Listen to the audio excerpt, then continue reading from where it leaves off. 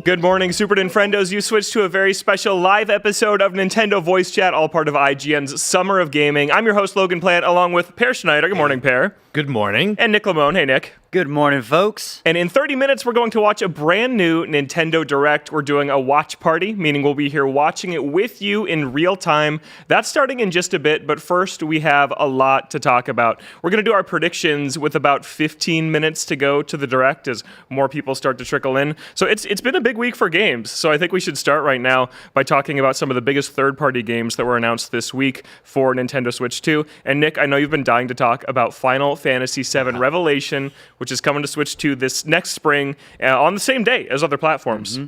Yeah, I mean, I think that this is kind of a no-brainer for the Nintendo Direct. This is the first time that a Final Fantasy remake game is going to be multi-platform at launch. This is something that Square Enix has gone all in on. They've been working on parity across all platforms for the past few years now, and that's just started to pay dividends with the recent release of Final Fantasy VII Rebirth that just hit Switch 2 last week. So, yeah, this just all makes sense, and they seem to be making a statement that they are not a PlayStation-associated exclusive or an exclusive window anymore, and they just want to go all out at launch, and I think that's going to do numbers for them. I think this is a huge win for Square Enix, and I'm excited for everyone to be able to experience the thrilling conclusion to the Final Fantasy VII Remake saga all at the same time. Yeah, and we saw a couple screenshots on Nintendo's website of what this game looks like on Switch 2. It's a stunner. Like, I've been very impressed with Square Enix's output so far on the console. Per, do you care about this one at all? I do, yeah. I played both of the first ones on PlayStation, but I've seen the Switch versions, and to me, it's sort of a reaffirmation that Square Enix believes that Nintendo is going to be in first place in Japan. Yeah. And it wants to obviously support that market. And then secondly, it's such a great tech demo for what the Switch 2 can do, right? Like when we heard the announcement, we're worried about what it would look like on the console. The fact that they pulled off the second one, which has all the open world components, and that it looks that good while playing it, I think just bodes well for the third one as well. Yeah. And I also think that there is some level of worry from a lot of Nintendo Switch 2 users is this going to be a compromised version in any way, shape, or form? And I think, again, Square Enix is the tech wizards over at Square Enix have figured out how to cut back on the elements that will hold the Nintendo Switch 2 back in a way that doesn't make you feel like you're getting a lesser game. I know one of the things that they've done is remove a lot of item clutter in the overall open world / just environment in general, and it's nothing that takes away overall from the feeling of the game, so you don't even know it's gone. The hair is the stuff, right? Yeah. Where when you get close to characters, you can really see the difference. Yeah. But most of the time, you're playing zoomed out, and so you don't get that sort of impact of the downgrade so much. Yeah, with Square Enix specifically, I think we're getting to the point where the conversation doesn't need to be, what's this going to be on Switch 2? I think there's a lot of hesitation about that so much in this first year of the generation, but as we get further, I think that you can have confidence that these games are going to be pretty good.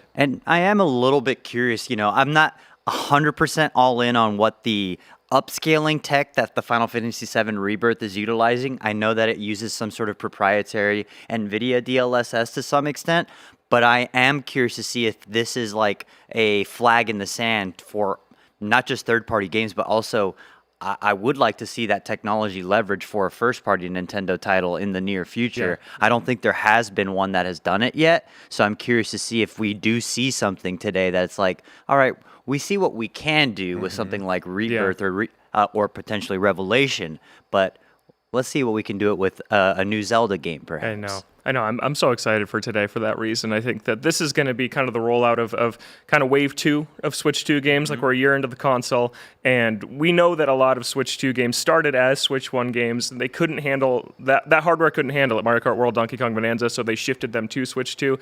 But I think Star Fox is clearly a game that started on Switch 2. That was meant to be a remake as a Switch 2 exclusive. And today I think we're going to see the next wave of first-party Switch 2 exclusives from the ground up. And yeah, I think we'll probably see the best-looking Nintendo game ever today. We don't know what it's going to be, but I'm just going to throw that out there. I think we're going to see that.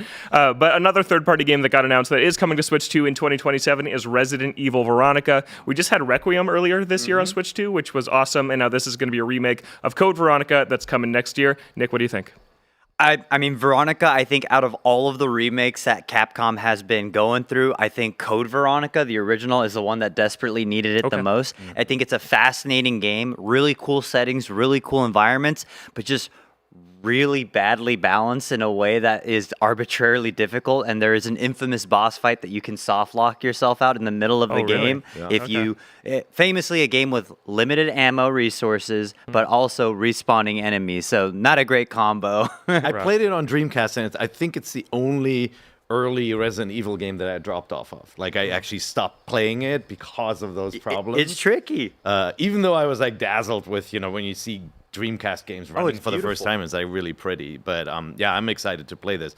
And I'll say that Capcom are tech wizards when it comes to getting stuff to run on consoles, right? Whether that's Monster Hunter or on Switch consoles or Pragmata recently, Look great. which is graphically really intensive game, and they pulled that off pretty well.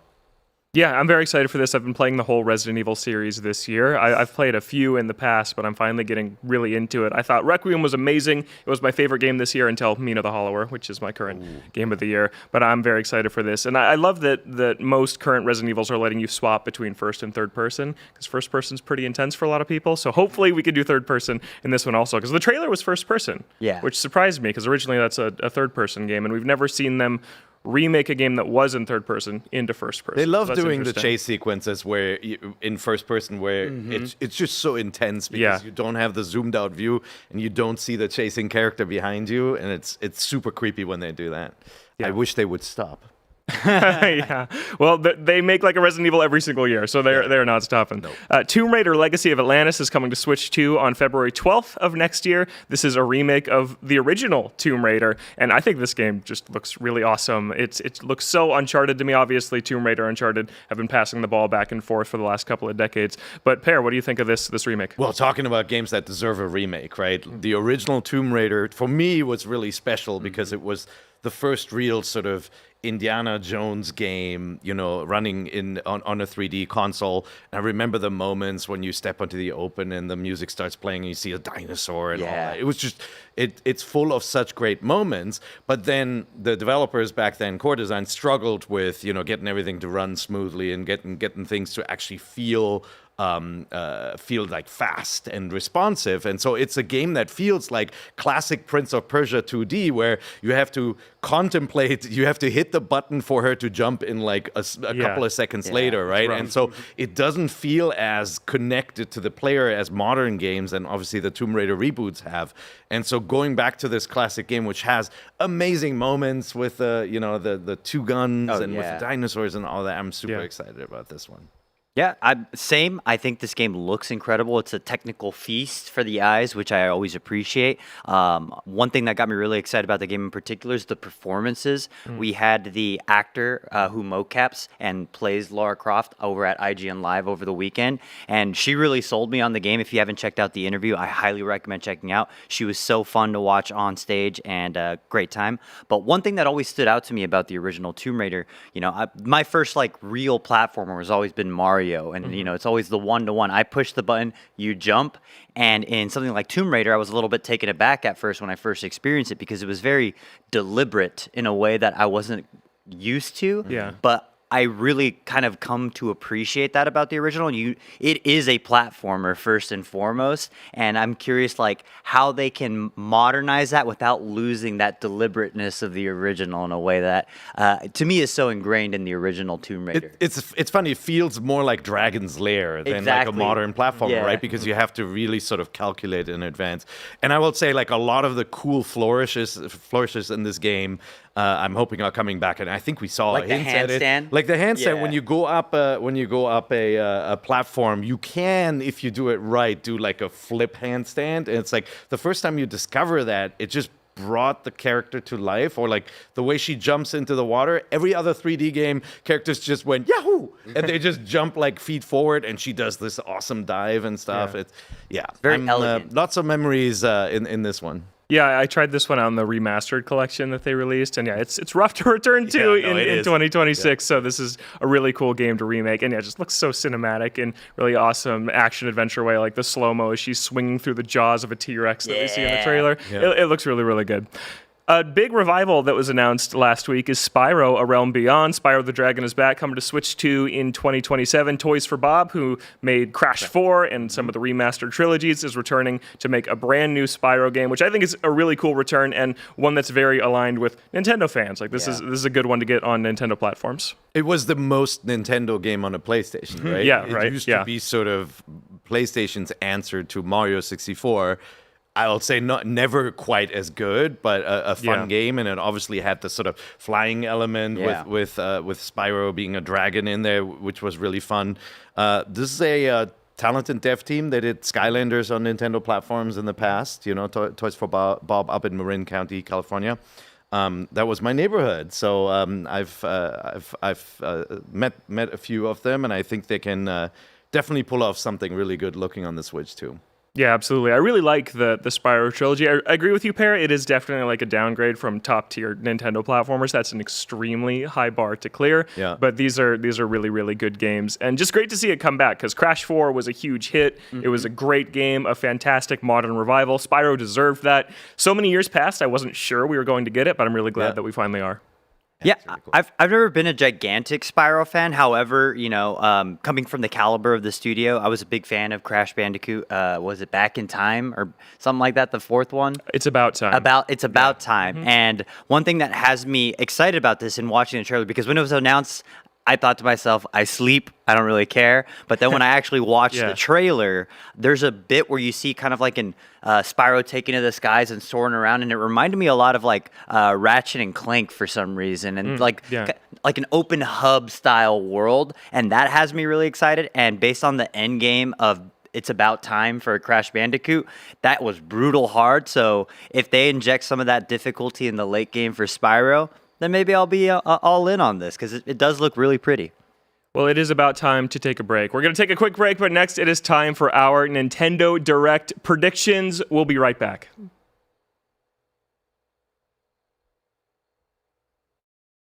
IGN Summer of Gaming is presented by Evil Dead Burn, only in theaters July 10th. The average Cinefix movie list features nearly 100 different films and approximately 25 minutes worth of wall-to-wall deep dive analysis. To simulate that pace for this 30-second ad, we're featuring 26 different films, and before you say it, no, that math does not check out. We're not math people, we're movie people. We can't even count down from 10 without ending up at, like, 96. Subscribe to IGN Movies and TV for more Cinefix movie lists. Bad at math, great at movies. Can't find that final collectible you're missing?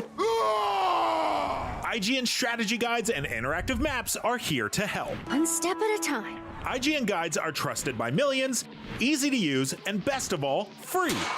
IGN has the very best, most complete and accurate guides for Shadow of the Erdtree, Baldur's Gate 3, Tears of the Kingdom, and so much more. See? It's good, right? Every guide is tested and verified for you by experts. Just search for IGN when you search for guides.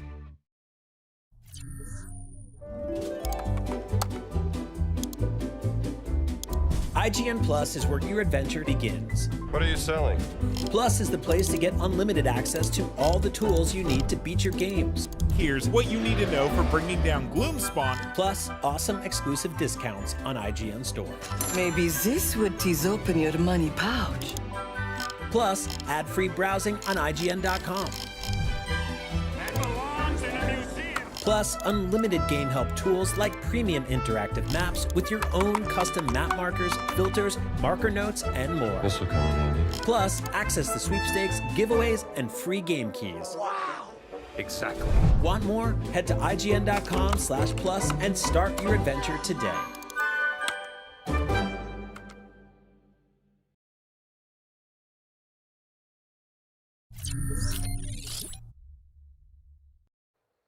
You're watching Nintendo Voice Chat, part of IGN's Summer of Gaming, and guys, we're just minutes away from the June Nintendo Direct. It's the first General Direct in 9 months, and I have big expectations. Let's start with the one everyone's talking about, which is the highly rumored remake of The Legend of Zelda: Ocarina of Time. Per, you reviewed the original Ocarina of Time on IGN, and now, 28 years later, we're hearing about a remake. What shape do you think this is going to take? Look, we already got a remake of this game on the 3DS, and a very good one. It was very nice. I mean, it's not apparent when you play the game as to how much work they really did in making this remake. Like the geometry, a lot of the areas are completely changed. To sort of keep pace with modern platforms. The old game had a lot of tapestry and pre-rendered stuff in the background, and they created real geometry. I'm expecting something along those lines, where now, if the game is running on a more powerful console and the Switch 2 is very, very capable, that we see something that is actually visually more... I'm expecting something that looks better than Breath of the Wild and Tears of the Kingdom running on the Switch 2, which, look beautiful, but were Switch 1 games and obviously upscaled and running at 60. And so, I'm hoping for a really nice lighting system. I'm really curious what art style they use, because the 3DS art style is very much the sort of bright green, classic look of the Zelda games. And the N64 version was actually much more drab than the 3DS one when it comes to color schemes. But I'm expecting it to look like Breath of the Wild, Tears of the Kingdom, Link, to create some continuity with those games. I don't know. One of my favorite things about Zelda is that Zelda always looks different, and we've been in this Tears of the Kingdom, Breath of the Wild art style for almost 10 years now, and so I kind of want this to mark the start of something different and not necessarily that cel-shaded look again. I really like it. I love how those games look, but I want this to look different, and I think when Nintendo revealed the Star Fox 64 remake and we saw the direction they went with that, and it's this like realistic animal looking thing, I was hesitant at first. I love that look though, and it kind of just opened this world for me of they can make Zelda look like whatever they want, and I hope it's risky, and I think it could be really cool. Yeah, and it's not going to look like Wind Waker, I think. No, that would be a really funny moment. Yeah. I don't think people want that drastic of a departure, or like if you think about how Link's Awakening was remade to look like little toy figures and everything being shiny, I don't think they're going in that direction. But like people always talk about, I just want it to look like the old GameCube demo of what Wind Waker was going to be, and it's like if you go back, I don't think you don't want that. They're like plastic dolls. No, I it don't want looks that. very plasticky, and that was a pre-rendered action sequence between Ganondorf and Link there. So I'm just really curious. I mean, it could just look like the 3DS game, bright colors, but with nicer geometry and better lighting. I'd be a little bit worried about like a high fidelity Zelda, because I just don't want it to look like those, fan-made Unreal Engine 5 tech demos. I was thinking that too. With just like a lot of like shininess to it, like plastic look. I guess this is a pie in the sky, but I would love it if there was like that. There's like this co-op retro anime game that's coming out soon. It's like Orbitals. Yes, Orbitals. Something in that like very late 80s lo-fi anime aesthetic could be set in a like again in an Ocarina of crazy choice, but I think that to your point, Logan, we've been in this open world Breath of the Wild semi-cel shaded look for so long, and I think that Nintendo would do its best to delineate this entry from the open world Zelda games. Who knows? Maybe this will be an open world, but only thing I really want to see from an Ocarina of Time remake is an embellished and expanded Hyrule Field. Yeah. Give me more things to do in that, because when you're a kid playing through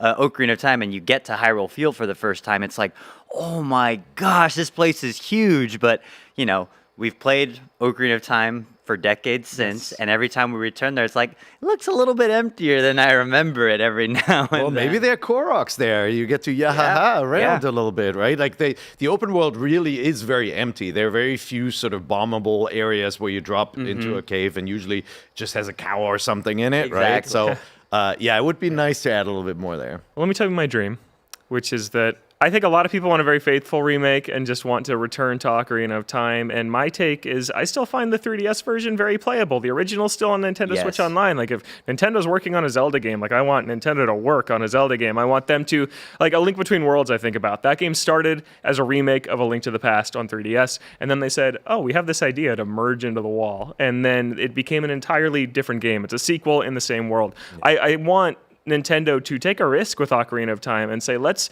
take this framework of this adventure that everybody knows and like make it like the Great Plateau in Breath of the Wild, which is the best part of that game. It's this self-contained but completely open area. It's like, I don't know, I think Ocarina of Time but feels like the Great Plateau, where you can climb over these mountains and go into these towns and areas in any order you want, but they still have these bespoke linear dungeons.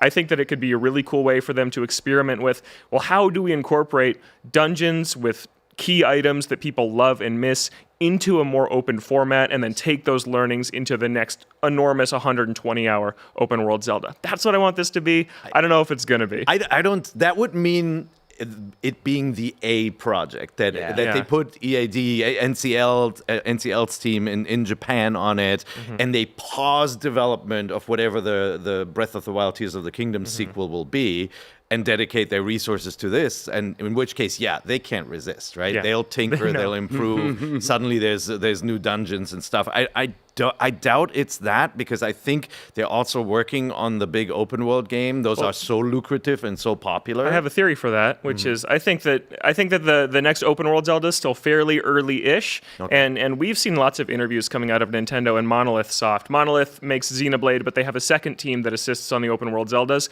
and Aonuma, the producer of the Zelda series, has been saying, we want Monolith to make original content for Zelda. So what if, while they're in kind of pre-production in EPD on the next open world Zelda, Monolith makes this remake, and then when they're ready to bring them in for full production, then they all go onto the same project. I think that Monolith's making the Ocarina remake, and I hope we learn that today. That'd be awesome. Yeah. A very talented team, certainly knows how to do open world stuff. Yeah, absolutely.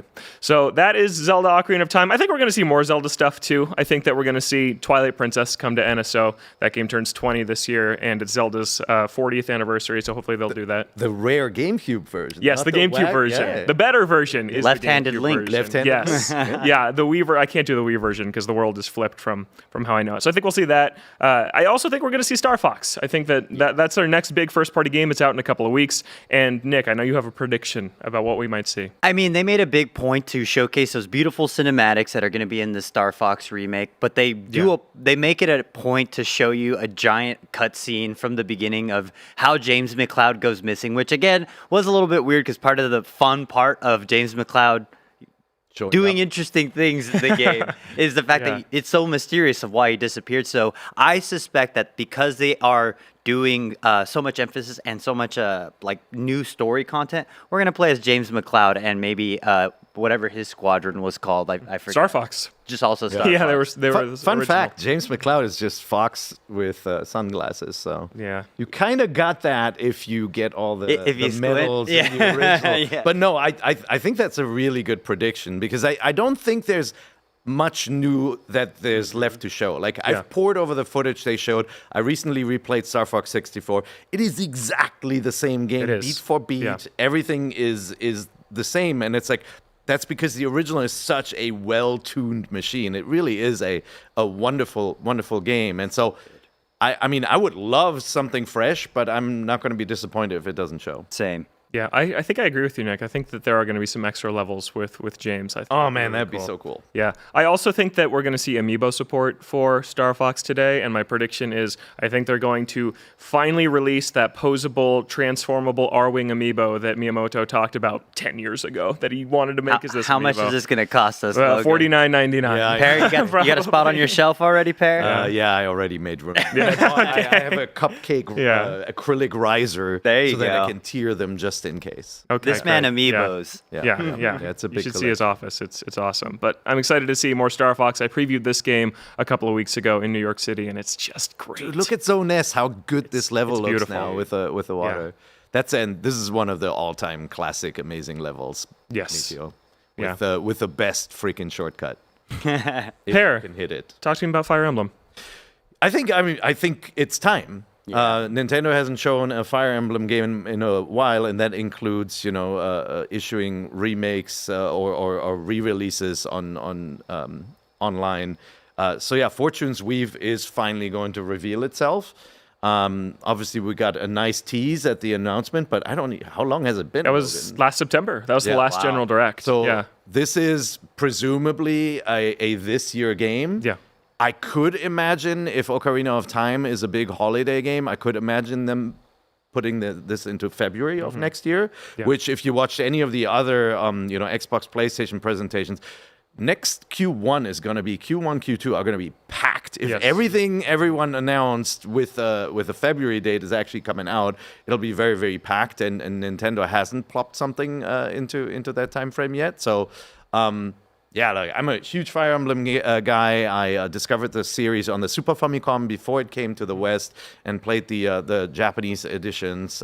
Genealogy of the Holy War. Thracia, all that stuff back then, and I reviewed the first GameCube iteration when it came out here. Recently replayed all of them. GameCube, Nice. GBA, both GBA titles.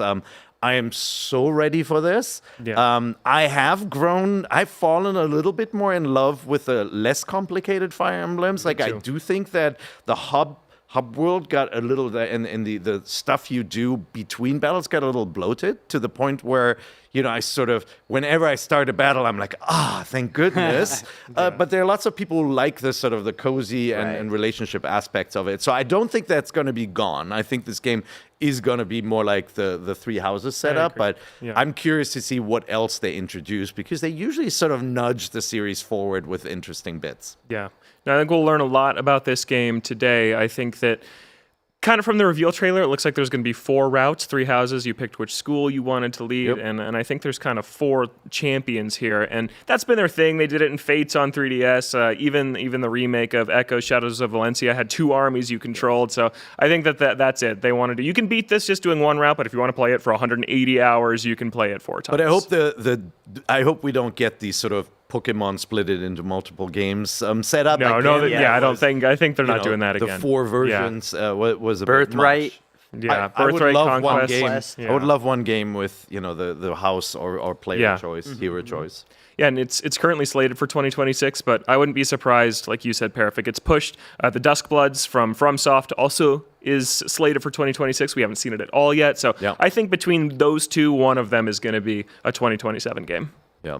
I think Duskbloods is 100% going to be an October game. Okay, this year? You think it makes it? I think that's Yeah. coming out this Okay. year. I think it's about time we see this. I think we're going to get a healthy portion of some FromSoft in today's show, especially in this.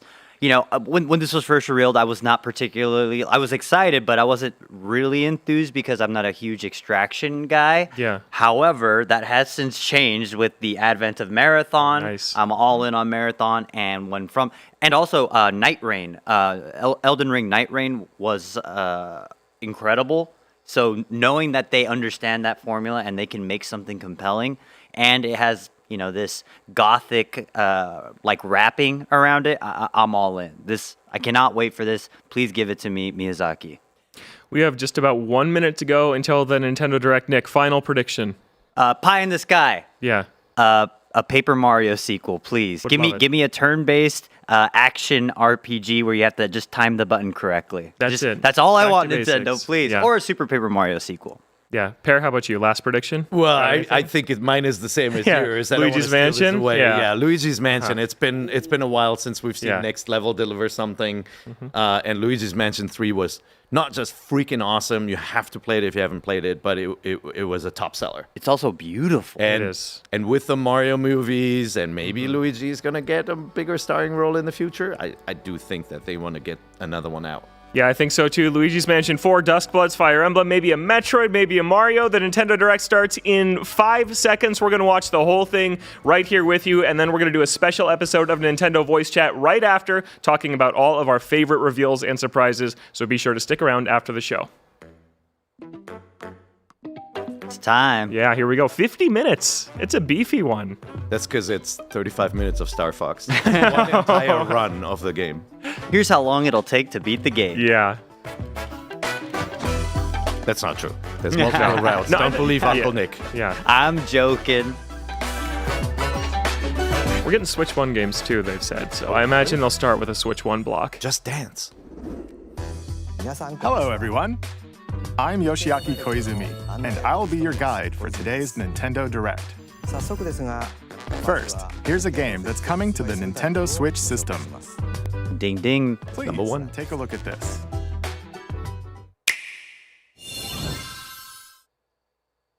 Hello. Oh, Rhythm Heaven. My name is Lowell Miss Reeds, and I'm known for my reading aloud I cannot skills wait. and more. Yeah. Me too. I'm here today to help show you the Rhythm Heaven Groove game. Beep.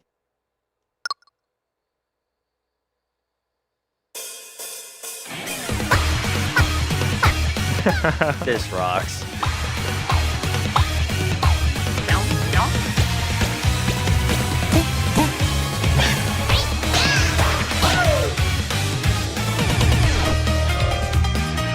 Rhythm Heaven Groove.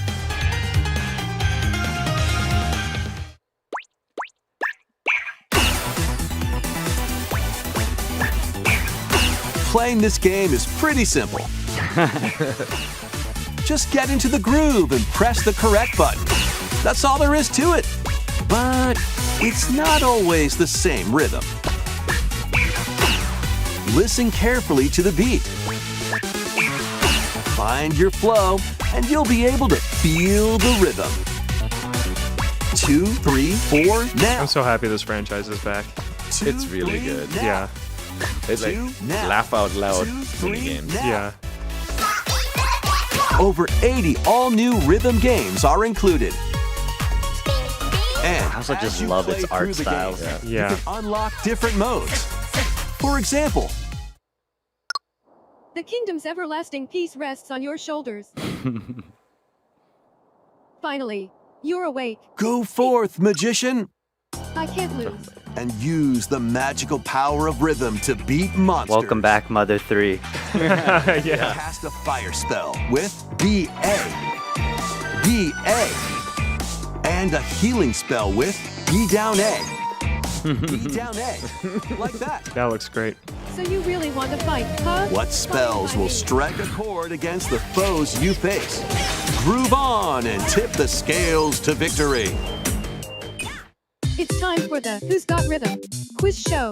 Plus, there are even more rhythm games in the lineup. Enjoy all of this while playing solo. And Dan, Emily, Leo, Sarah. I love the dispassionate voice. Yes. Yeah, they're super up to into that with 4 like players Tomodachi can Life and enjoy this. dedicated rhythm games. Note the timing and block the arrows. Grab the snack at exactly 3 o'clock. Or aim for 3 o'clock on the dot. Grab the snack. There are over 30 cooperative Oh, that's a classic. games Yep. to play. Get into the groove solo.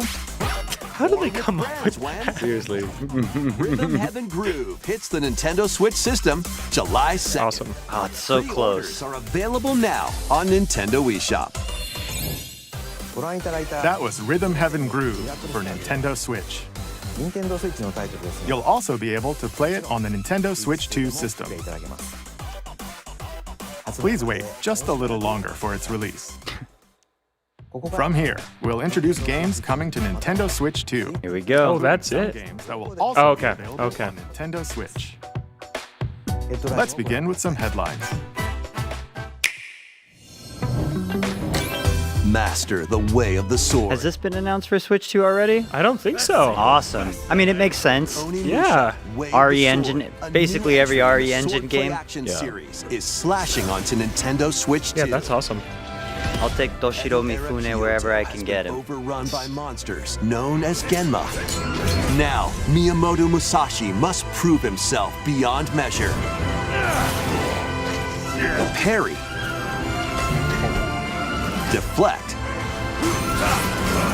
And the powerful counterattack Isen. Master these techniques to strike down the enemies in your path. Oni armaments are also at your disposal to turn the tide. Not too shabby for a handheld game, huh? Yeah, Yeah, this it looks looks great. awesome. You can even use Joy-Con 2 motion Okay. controls to intuitively slay Genma. As fate. Wonder if they're gonna make Amiibo because they did for Resident Evil and Pragmata. Oh, yeah. Onimusha. Way I of would the buy an Sword amiibo of launches this on one. Nintendo Switch 2, September 25th. Pre-orders begin later today on Nintendo eShop.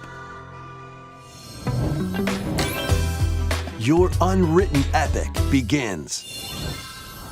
Dragon's Dogma 2, Dark Arisen Wow. is heading to Nintendo Oh, Switch Dark 2. Arisen. So this is an expanded version of Dragon's Dogma 2. That's cool. Slaying the dragon who was taken People your were heart. suspecting that this would get a Dark Arisen In this version. expanded version That's of the same Dragon's Dogma subtitle as the 2, first one's explore expansion, the right? new Yeah. land of Norgan, seek out spoils, then appraise them to reveal new weapons, armor, or skills. With these arms at the ready, take down powerful monsters in this single-player action RPG adventure. From a fighter specializing in close-range combat to a mage skilled in spell casting, choose the vocation that fits your playstyle. Plus, you can lead up to 3 pawns, custom companions who act on their own. It looks nice. When These taking games on rock so massive hard. monsters, you can climb them to strike their weak points. Fighting alongside your pawns is key to victory. In a world between dark and light, embark on an adventure and tell a tale all your own. What fate awaits the Arisen and their pawns? Dragon's Dogma 2 Dark Arisen launches on Nintendo Switch. It's wild 2, that Nintendo October gets 9th. to announce the Dark Arisen version. Yeah. Endeavors await in these games. Earth has been driven to the brink of annihilation by mysterious Stellar life Blade. forms called the Nativa. Now, join Eve on her mission to save humanity and reclaim wild. the I planet. really did not expect to like this No. game as much as I Engage in did. high-speed It's so good. combat that focuses on timing. Then find your opening and strike. Defeat enemies to acquire new skills. Then strategically deploy them to fit the situation. Can you save humanity and reclaim Earth for humankind? Stellar Blade launches on Nintendo Switch 2 this year. Blast off! Hey, there's Here's Orbitals. Co-op We need a adventure date for this one. Orbitals. Protect your home in an expedition across the galaxy. There are many interstellar areas to explore. Melt ice to make a path.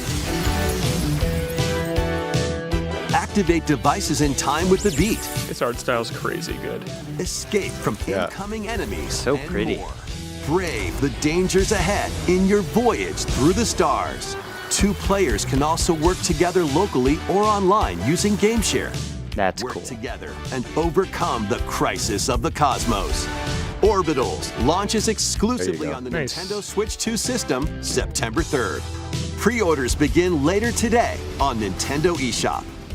Journey through the Glade of Dreams. Hey, there it in this is. bold reimagining of Rayman Legends. When a shadowy villain starts spreading corruption, it's up to Rayman and his friends to leap, glide, and punch their I love way this through game. I do miss the charming old and art style. colorful worlds. Yeah. Ride dragons across was realms. Yubi's Dive last into 4 new hurrah for musical like stages. 2D. Yeah. 2D, right? Yeah. More added content.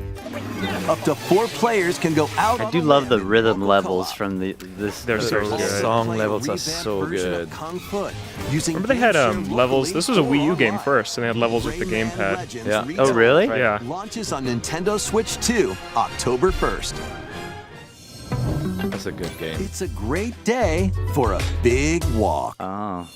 Get lost with friends in this online co-op walking and talking adventure. Set off through a peaceful world, brimming with challenges, puzzles, and lots of things See a to little discover. choppiness there. Enjoy the sights and sounds as you work together to find your way around. Use all sorts of tools to stay in touch. And figure out new methods of communicating if you're in a pickle. They might even be a little unconventional. And if you're not quite up to adventuring, you can always just relax with your pals. Enjoy the sunset, dance the night away, or steal something from a friend and kick it into the ocean. You know, the usual stuff.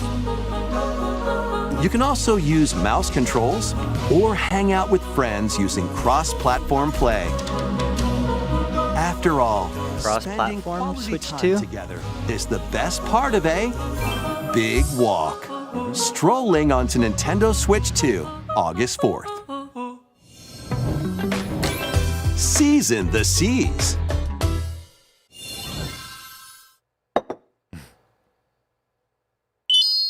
One Piece?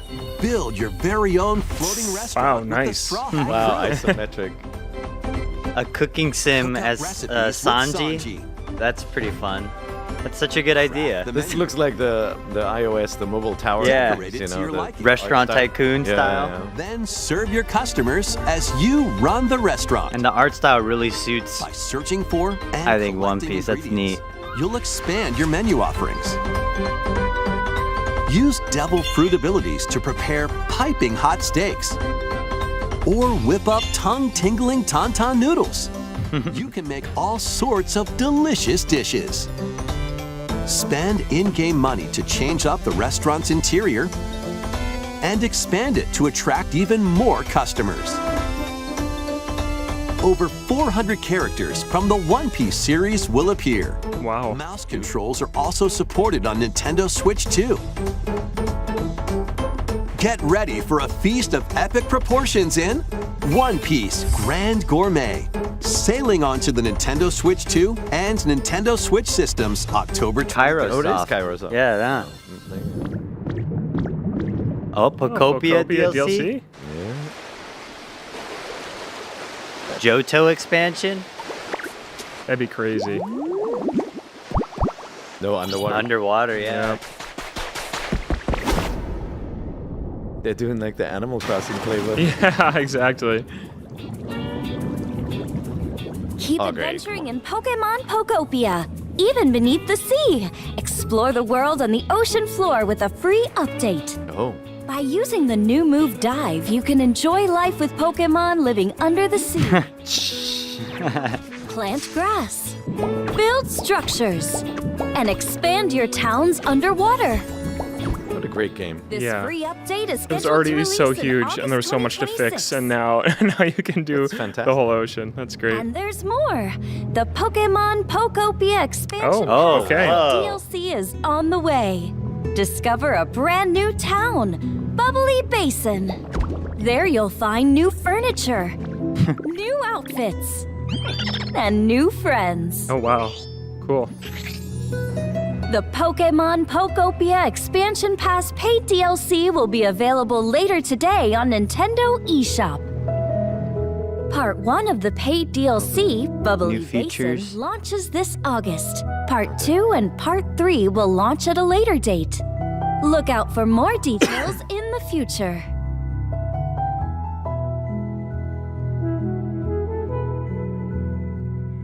What a game. Yeah.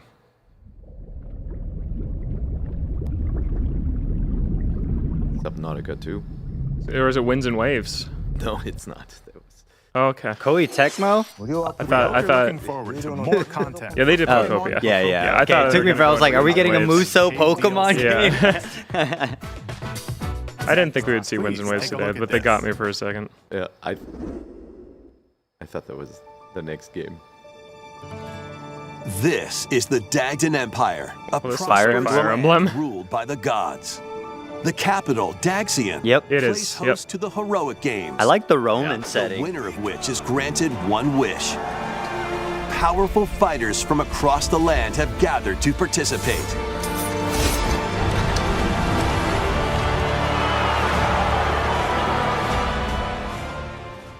So happy. The story revolves around 4 heroes. Kai, a young boy determined to win the games to save his imprisoned father. Dietrich, a swordsman ever on the hunt for a stronger foe. Theodora, a queen seeking to fulfill the long-held dream of her homeland. And Lita, a musician with her sights set on revenge. Guide whichever character you choose to victory Yep. as they 4 lead routes. their own unique This looks tale. good. Yeah. Between matches, you can strengthen your forces in different ways. Hone your techniques free at the time. training grounds.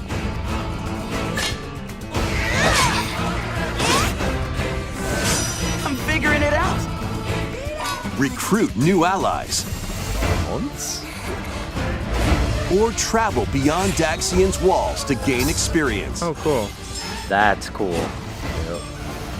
How you spend your free time is up to you. Dungeon crawler? Yeah. Takes Yeah. the form of turn-based tactical battles. Consider your weapon's range and your unit's strengths on the battlefield. Plus, each of the 4 main characters comes with their own special techniques. By using these techniques to the fullest, you might turn the tide of battle. Rejoice with me at the advent of the underworld. You look upon the promised one, who will route you here and guide the living is it to like salvation. Sacred Blade bringing in a lot of monsters. Yeah, it looks like it. To upheave Sacred the Stones, world. sorry. She's the one from Three Houses, right? Yeah, looks like it. The darkest dark. You got a date?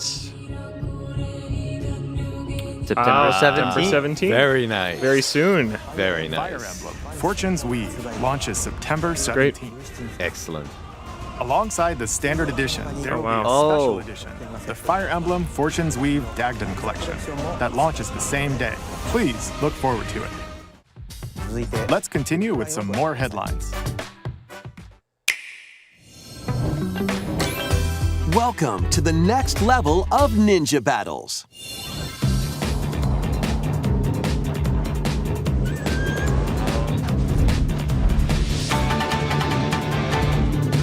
The first part of Ninja 2 is sneaking onto Nintendo Switch Great 2. plateau.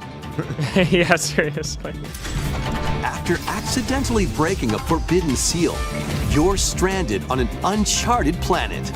Overcome the dangers lurking here to safely return to Earth in this open-world action adventure. Use Ninja Gum to freely traverse this vast world in search of clues to get back home. Movement? You can also blow a bubble to float in the air. Defeat enemies blocking your path with weapons crafted from Ninja Gum. You can summon buddies with Gum Ninjutsu to unleash powerful attacks. Additionally, up to 4 ninja can team up in local or online multiplayer to chew through tough battles. The first part of Ninja 2, the Uncharted, launches exclusively on the First Nintendo part? Switch 2 Early system access next type spring. thing? I've never heard of Ninja, but it's The from DK Gung Ho. Challenge barrels in. Coming to Nintendo Switch King of Online Swing? on Nintendo I think Switch this is 2, the achievement limited thing time that was DK leaked. Challenge event. Limited Take on time. challenges across many Donkey Oh, Kong games awesome. available with Nintendo Classic. Yeah. By completing them, you It's can like earn and enjoy NES Remix, collectible but digital built into challenge NSO. cards. And if Oh, you have get Donkey Kong cards. Bonanza, you can attempt even more challenges. Oh, there we go. So That's great. it loads up Try the out games, once geared but for has beginners. bespoke Or challenges. take on developer challenges for something with a bit more fun. Do they Gosh. stream this, Logan? How does it? I don't know. They say you have to have the game. Yeah, because you're in a... So cool. But that looked instantaneous. Via the Nintendo Switch online app on the home menu. That's a of your weird Nintendo That's Switch way streaming. to 2. find it. You'll be able to barrel through these limited time challenges. so it starts starting today. Later today. Quick. All right, Yeah. everyone go Look grab what's your out of here. Switch. Donkey Kong Bonanza, DK Island, and Emerald Rush paid DLC. Is there more? Limited time collaboration with okay. Mario Brothers is Hey, it's 3D Mario. Hey, outfits for DK and Paul Baby Mario and Baby. Outfits. Mario and Luigi. Oh no. Plus, there are coins. I feel like I'm like one of the only people that still plays this. Question blocks. Emerald Rush is and really fun. Experience Emerald Rush as you've never seen it before with a Super Mario Brothers twist. Sure. This limited time collaboration event will be held in 4 waves with the first wave I would have really beginning liked new later layers today. for DK, but that's cool. Well, trying to do more like service game stuff, right? Yeah. Creators of Vampire Go back in. Survivors. Play cards.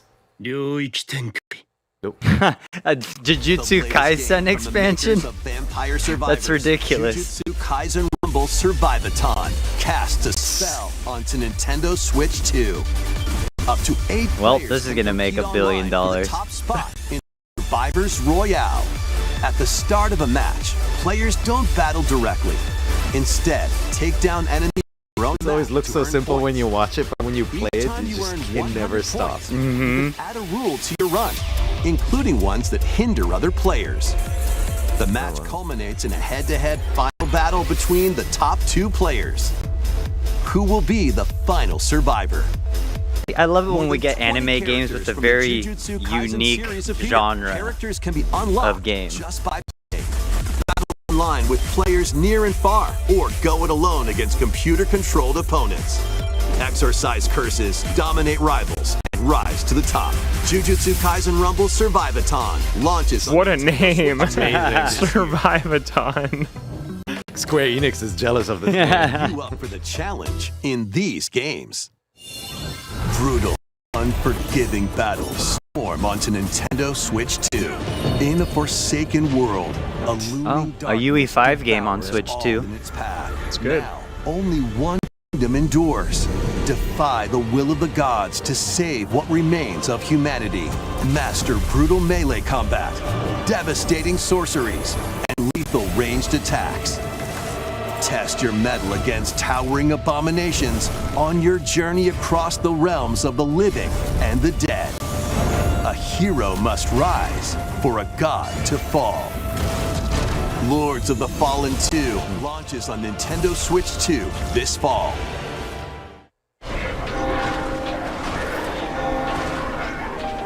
Enter a Lies of Lies of P? world based on the story of Pinocchio in Lies of P. In a city under siege, you must fight rampaging Man, they're putting mechanical everything on puppets Switch and 2. seek the cause It's of this upheaval Finally, like while true parody, it confronting your feels own like. humanity. Yeah. Great. Take on enemies using customizable weapons and prosthetic arms that allow you to swap between Great game. different I abilities. love Lies of P. Cool. Know this, the lies you tell will alter your fate. Lies of P Complete Edition, which includes Overture, a prequel expansion to the main blocking game. the date. launches But on the digital Nintendo version Switch available 2 first. system August 6th. Pre-orders begin later today on Nintendo eShop. Nice. The most recent entry in the legendary Devil May Cry Hey, series. Capcom acknowledged Devil May To Cry. Nintendo Let's Switch go. 2. There's a ton of Capcom games in this. Dante, Another RE engine game. Yeah. each armed with different battle styles. Devil May Cry 5 is Fight so off good. Hordes of demons and epic bosses. Pull off stylish attacks, dodges, and combos with your vast arsenal of weapons and skills. Enjoy thrilling, high-octane combat at 60 frames per second in both TV mode and handheld mode. Plus, additional content such as battle tracks, character colors, and Devil Breaker weapons for Nero are included. Devil May Cry 5 Devil Hunter Edition launches on Nintendo I should replay Switch 2, this one. June 23rd. Pre-orders begin later today on Nintendo eShop. Third-party lineup finally filling in here, huh? Yeah. Oh, here we Oh, go. Vanillaware and Marvelous? Yeah. 6 souls Miramasa? to forge their Demon own Blade. destinies. So you're looking for some runaway ninja named Kisuke. I still have some unfinished business in this world. I shall make him pay. Let's show him we farmers have spirit. You've sentenced me to die 7 days from now? I'd start repenting if I were you. An action RPG for the ages. What fate awaits those who wield the demon blades? Rebirth. Muramasa, Revenant Blades. This was originally on Wii, right? Ages ago. Nintendo Switch 2 That was editions 2027. of these 3 Finally! Xenoblade games are incoming. Now I can Okay. finally try to replay these all. All 3 games run at 60 frames per second. Set aside With some 4K 200 resolution Ah, yeah, in yeah. TV I got mode time. or Full HD in handheld mode. Thank goodness. These games In-game needed the Switch cutscenes 2 also port. have enhanced resolution and frame rate. But they're good because only that- X got one this year and it was Yeah. really, really bad. But you can travel on a high-speed vehicle in the first game. Sure. Control blades to fight mercenary squad battles in the second. And put your strength to the test against waves of enemies in the third. Oh, so that's like a rogue. That looks There's like a also a roguelite. variety of other yeah. content added to each of the 3 games. More details will be revealed at a later date. They're gonna make some huge trilogy like special edition. The digital version of Xenoblade Chronicles Definitive Later today. Edition, Nintendo Switch 2 Edition, and the upgrade pack will be available later today. $19.99, I would physical version presume. launches on July 30th.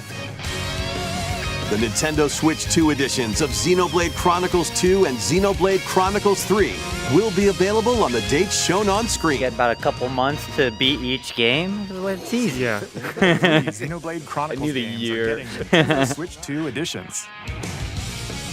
New features will be added to each title, so we hope you'll check them out. And a new story in the Xenoblade series is about to begin. What? Here are Wow. some early moments from the game. Here's what Monolith Soft was doing. Yep.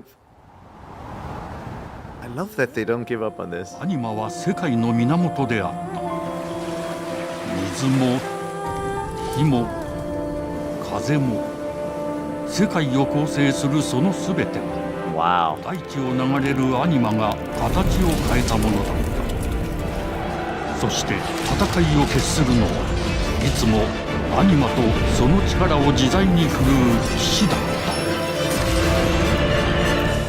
この剣の名に恥じぬよう精進します。ここがリューコス。その石はアニマ晶石。騎士の力を増幅させるだけでなく、そのものの行動や思いも刻みます。これからのあなたの学院生活のすべてがその石と共にあると思ってください。 Going a little Fire Emblem there. Yeah, at the academy. Yeah, This looks so pretty. it does. Oh, 力の使い方。なんとなく Looks like the thing in Attack of the Clones. 人殺しの職業だ。奪われた側はどう思うんだろうな。真実見つけてみない？ these games are the closest you get to like Nausicaa. Yeah. Laputa world. Mm-hmm. 田舎貴族の限界を教えてあげる。あいつ使えるぜ。小石なしで騎士の力。生と死すべてはアニマと共にある。帰るのさ。あの場所に。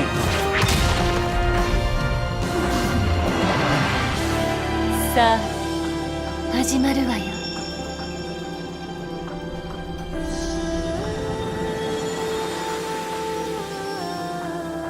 兄上行ってまいります。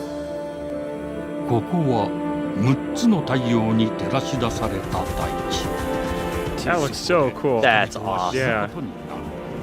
破れた神の恨みが未だ晴らされてはいない It's like こと。 It's Halo. really crazy. Yeah.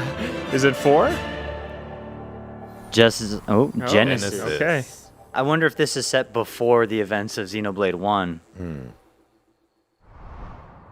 Next year. Nice. Yeah, they work fast. Yeah.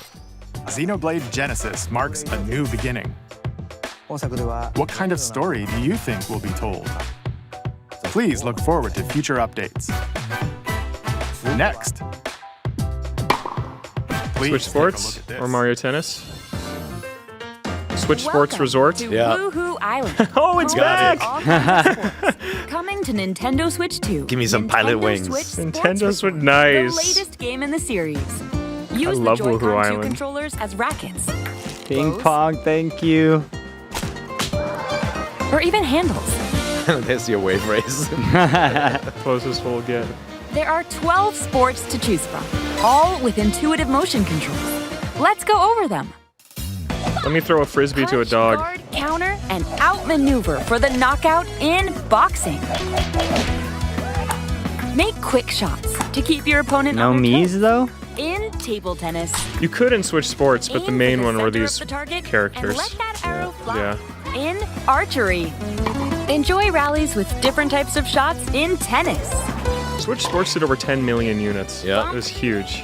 Set and spike in volleyball. Roll the ball straight or give it a spin to strike big in bowling. Dribble, pass, and shoot to score in basketball. Adjust your shot's power, then swing bring your back a club lot. in All of golf. them Yeah. from Switch Sports so far. Yeah. Except soccer. Battle with one thumb to Okay. hand your opponent a defeat in thumb wrestling. That's fun. That's why no Mii's. Mii's don't have Ride through thumbs, the man. course using mouse controls. Oh, and is skateboarding. thumb wrestling a sport? Open world resort, dude. Steer with Yeah. handles and coast along the waves. I want to in fly a power plane, cruising. like Pilot Wings. Yeah. Hey, Thank there you. And fly around freely in prop plane.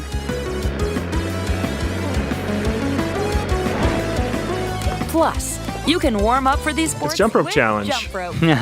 You can create and play as a sportsmate. What do they call or them? me Sportsmate? character. Sportsmate, I think. Oh, Mii's. oh, there's your Mii. Yep. Yep. I miss Woohoo Island. I do. Logan used to live there. I did. Honestly, just let me walk around Woohoo Island. Yeah, I know. They never do. Nintendo Switch Sports Resort launches October. exclusively on the Nintendo That's a Switch weird 2 fall system, game. That should be a summer October 22nd. game. Pre-orders begin later today on Nintendo 22nd. eShop. Nintendo Switch Sports Resort is coming to Nintendo Switch 2. We showed all the sports included, but since we have the opportunity, let's try one of the new sports, thumb wrestling. Gameplay demo from Before the Koizumi. match, let's go over the rules. Hold down your opponent's thumb for 3 seconds, and you'll win. I That's why it's a Nin- 50-minute direct. I like instead of 40. Nintendo showing you how thumb wrestling works. Oh, you have to waggle to And if you escape. keep your thumb held down, it'll It get is bigger 2007. and stronger. Oh my. Customizable You'll nails. need this to claim victory. You know so many people watching are Here's so to a mad great right thumb now. wrestling match. The thumb moves. Just like Let's go, this. Koizumi. Here we go. Let's have a good match. Oh my gosh. Dude, Oh, got him right away. I like their picture-in-picture stuff. Yeah, Those are cool. yeah. Oh, they Is broke that free. game chat? All right. Let's try this. Oh, we bumped thumbs. Maybe they'll do Go, go, go. Hold Mii it. faces in game chat. Oh my gosh, that'd be so good. You have to keep them pinned.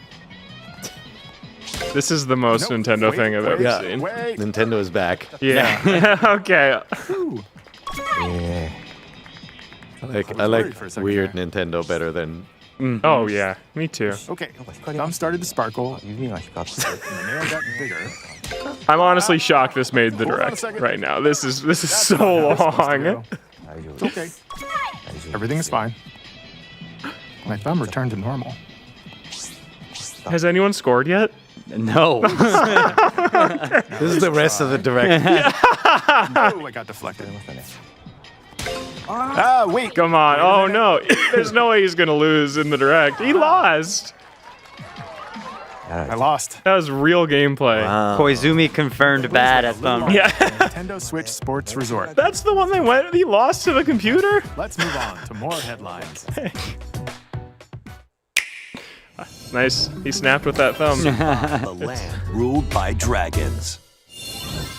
The world of RuneScape comes to Nintendo Switch 2.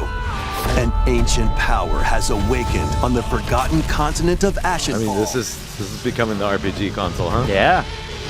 Explore a land Open world infused with RPGs magic on the go. and uncover lost secrets on your journey to face the Dragon Queen.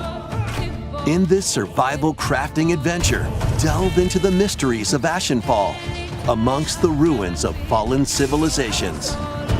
On your expedition, harness the land's transformative magic to gather resources, craft gear, and build shelter.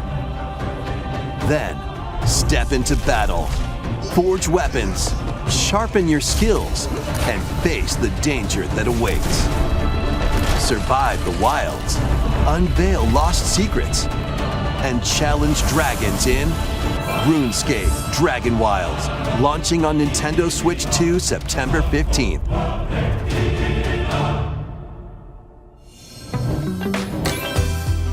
Get on board for these games.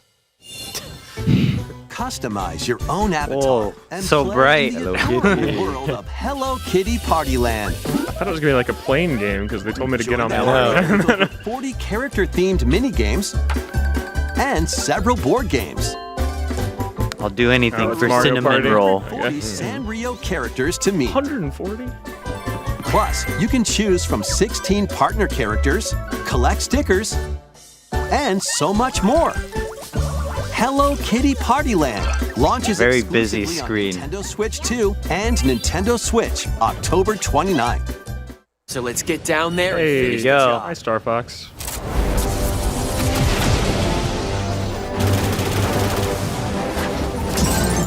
Blast off for adventure across the Lilat system with Fox McCloud and his crew. Well done, Fox. A battle for the fate of the galaxy. I love that begins. boss. Yeah. The one you have to throw bombs at. Launches on Nintendo Switch 2, June 25th. Is it a reminder, or are they going to show something Free new? demo that includes a Oh, tutorial, that's great. And one of the game's opening stages It's like will half the be game. available Yeah, okay, me later too. on Nintendo eShop. You're getting one of the great stages. Yeah, cool. Dude, lock on. What the hell? Hope resonates within the crystals.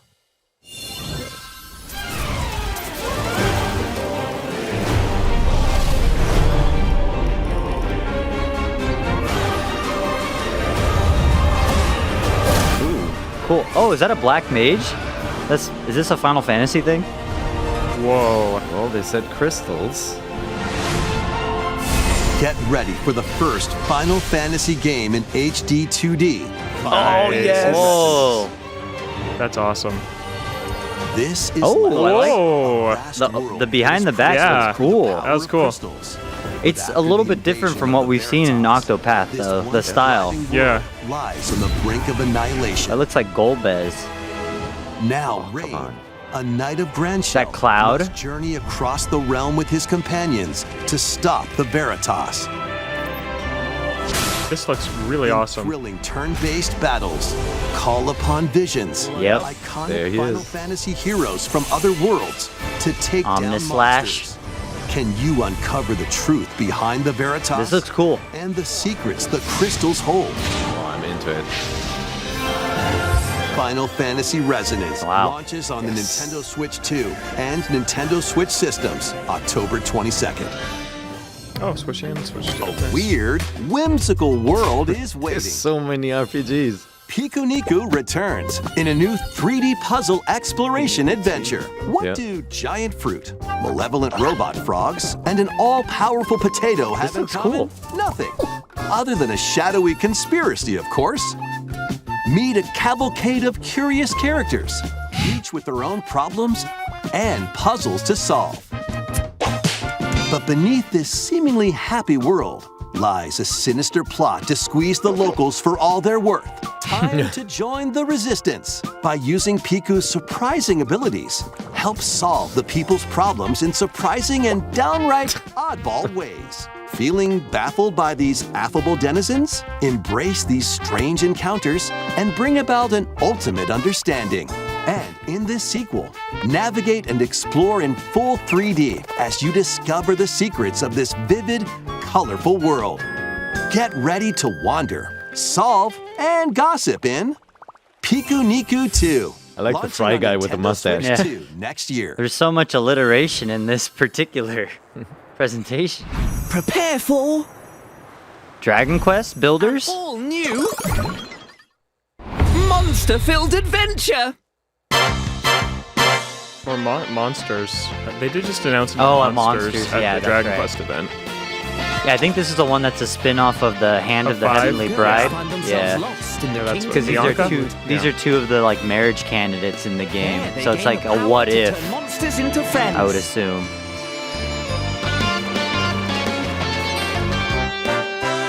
Spot a monster you fancy? Scout it.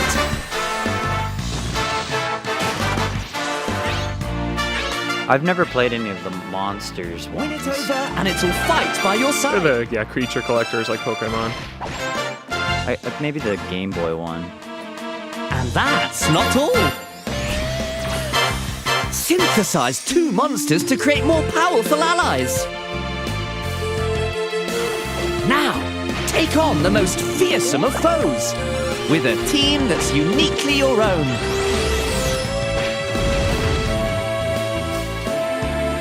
Adventure is calling, and it's monstrously fun. Dragon Quest Monsters. The Wizard World. Another one. That's funny because when they announced it, it sounded like it was far off, but I guess they just couldn't show it because it was going to be here. Yeah. Let's see it. Duskbloods?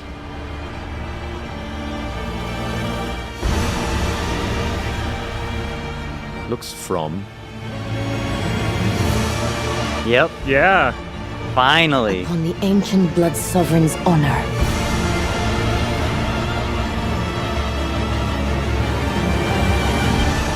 We are monsters. Wow. Each vying for blood.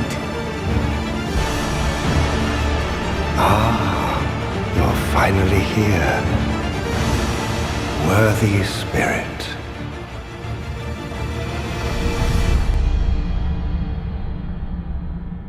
February 2027. Oh. Today. Oh. Summer. Not yet. So that ain't coming this year then, No huh? way. No. Yeah. Oh, this is staying on the screen for long. Okay. How was that? Next, we have more news about an upcoming treasure hunting game. Treasure hunting. Oh, Raiders. Splatoon Raiders. Oh, yeah. Hey everyone, That's next here's month, some right? Fresh Yeah. news about Splatoon Raiders, a new single-player focused adventure. Check out this neat little place, the hideout ship out on the water. There's Deep Cut, a trio of swashbuckling musicians. And this scrappy individual? That's you. Let's call this handy youth the mechanic. The four of them are using the hideout ship as their hub, hunting for treasure across these landmasses, the Spiralite Islands. All right, time for a quick I'd like to see what a dungeon looks like because we saw a little dungeon menu in an earlier trailer. This is one of the few games I feel like I just actually genuinely know nothing about from Nintendo. Have you ever played I played Splatoon, but Raiders is the one that I just haven't tracked on my radar. This looks cool though. It's like almost a mix between the single player and the multiplayer modes, you know? Sort of horde defense and the exploration bot. A member of Deep Cut pilots it during your treasure hunts and attacks automatically. Launches you in the air for extra height. And even gets out of the bot to unleash special moves like this. Another also get RPG? support in the form of gadgets. There's one that continuously fires ink after it's placed. Another that slices through enemies.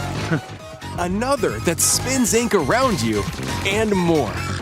And the best part, you can use them together. It'd be nice if that made things easier, though. So to recap, do not underestimate the Salmonids.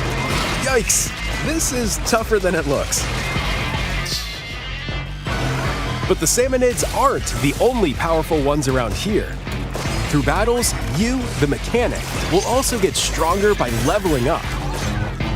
And you can customize all sorts of upgrades to fit your playstyle. Oh, looks like time's up. There are even more details to cover in the upcoming Splatoon Raiders Direct, airing on June 30th. And in the smart device app Nintendo Today, see the story events leading up to Splatoon Raiders with daily comics ahead of launch. We got lore Plus, drops in on Nintendo collaboration with today. this game, there's going to be a special Splatfest in Splatoon 3. The theme looks like it's about Splatoon Raiders. Details will be announced. You don't know? You don't know. Nice job, Square Baby. Check this out too. See ya. Oh, bye. All right. See you later. We got 5 minutes left. Yep. So what did you think? Splatoon Raiders about time. is just around the corner. Probably two We'll more also be things. releasing Oh, new hey, Joy-Con pair. controllers Whoa, look how different. Yeah, they're so different. We hope you're looking forward to it. Let's see some more headlines. More headlines. Can I have Ace Attorney 7? That's all I want in this world. No, it's not this. Nope. Oh, Oh, this Deltarune? Deltarune. Chapter 5. Dude, Deltarune is so good.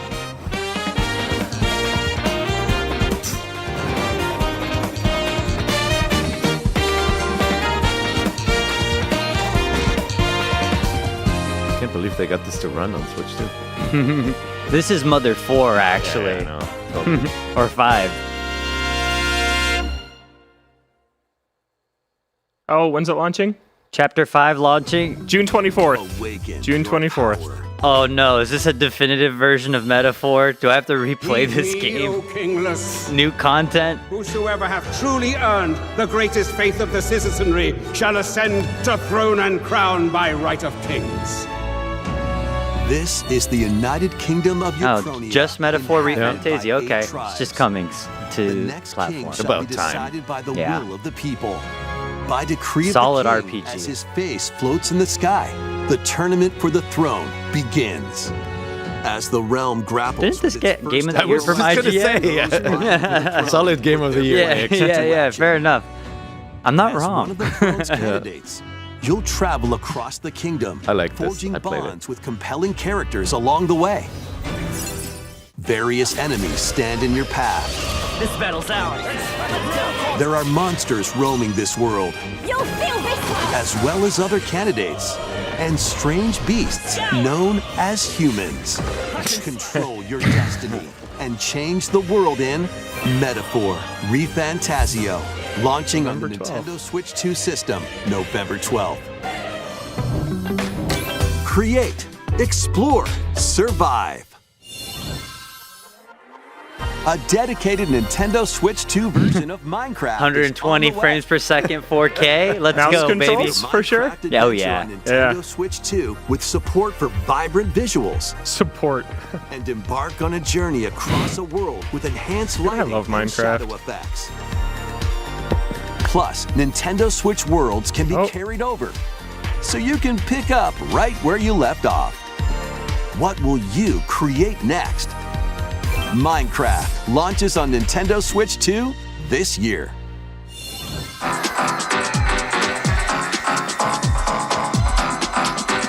Oh, Metal Gear Solid 4? Yeah, I think we knew that was coming. Master Collection Volume 2. This is the third-party real quick fire. Usually right? means there's like sometimes two things left, maybe one. Looking at my watch, I think one thing. Oh yeah, Warhammer. Saber game? Okay. Maybe we get.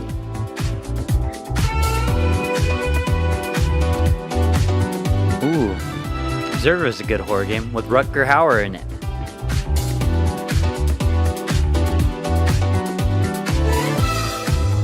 DayZ, what year is it? New console. Every new game, every old game is coming back. It was a 2 collection. Hey, I don't think they've shown Peace Walker gameplay. Oh. Later today. That was a great game. Tales of Eternia. Whoa.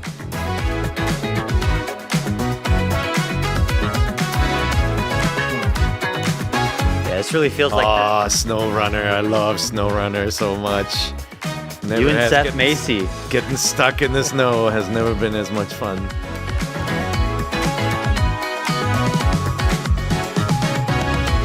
Very generous RPG direct. Yeah. Yeah.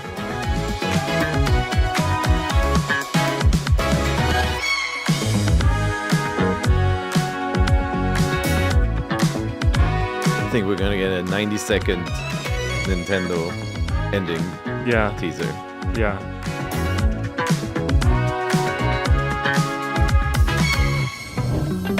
The battle of light. No way. Kingdom Hearts approaches. 1 through 3?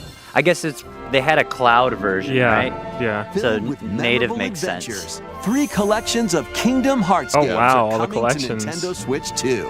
Traverse through iconic Disney and Pixar worlds. Befriend all sorts of magical allies. And battle enemies. Yeah, this feels in long action overdue. RPG combat. Relive these But stories. them or acknowledging experience Kingdom them Hearts for the again first just always time, eyebrow alongside raise. Sora and his friends as they fight Well, the darkness. Could mean that they If you end have on the it. cloud versions on Nintendo Switch, you can transfer your existing save data to these Nintendo Switch 2 Oh, games. nice. That's good. They should also give them to you for free. Launch on Nintendo Switch 2, October 8th. A bundle with all 3 compilations. Kingdom Hearts Collection 1 through 3 also launches October 8th. Additionally, a free demo of Kingdom Hearts 3 plus Remind will be available later today on Nintendo eShop. Demo of the 3rd game in the series? Sure.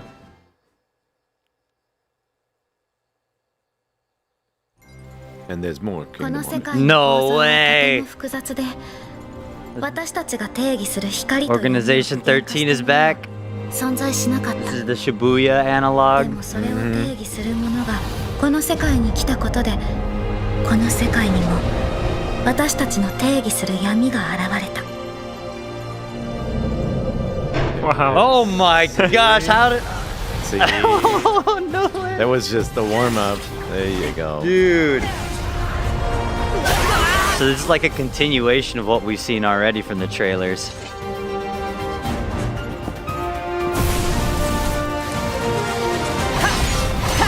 Now they can finally run on the Nintendo console again.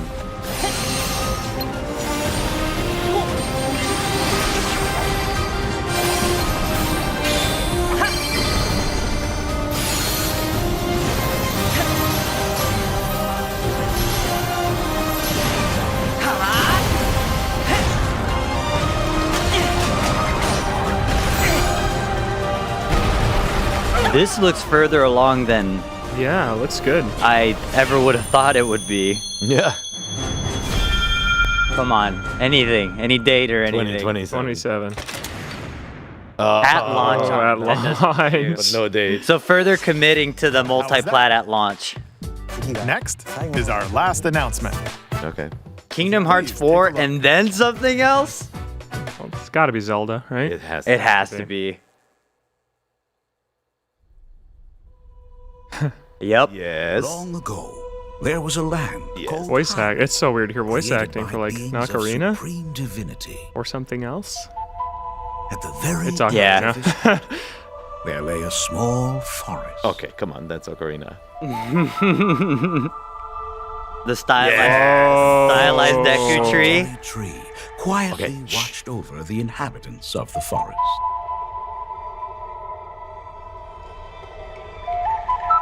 These forest dwellers were called the Kokiri. Each had a fairy companion, and they lived out their innocent lives in these woods. Do the Wind Waker tapestry open? However, there was one particular boy who did not have a fairy. Oh my gosh. Whoa. What? Very high fidelity.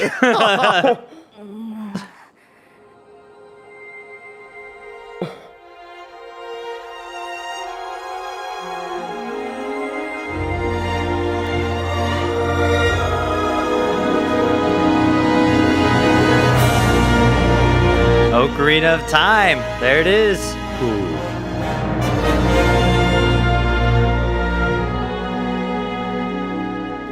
This year. Oh, okay.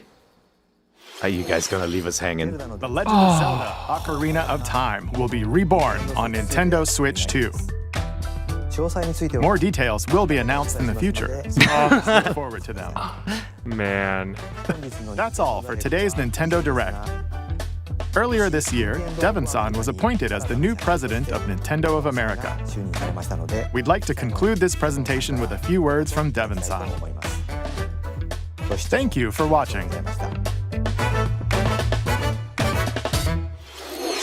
Thank you, Koizumi-san. Hi, everyone.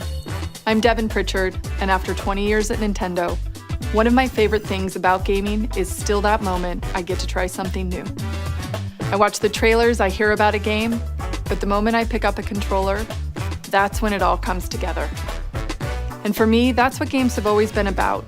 Those little moments that surprise me and allow me to immerse myself in different worlds. You can read about a game, you can watch a trailer, but nothing beats seeing it for yourself.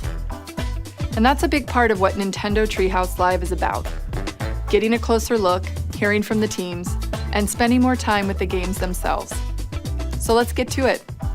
We've got a new Nintendo Treehouse Live ready to go, with a few games I hope you find interesting. And if you enjoyed Splatoon Raiders in today's Nintendo Direct, this July at San Diego Comic-Con, we'll have the game playable on the show floor. Great. Because at the end of the day, I think the best way to understand a game is to pick up the controller and play. Thanks for watching.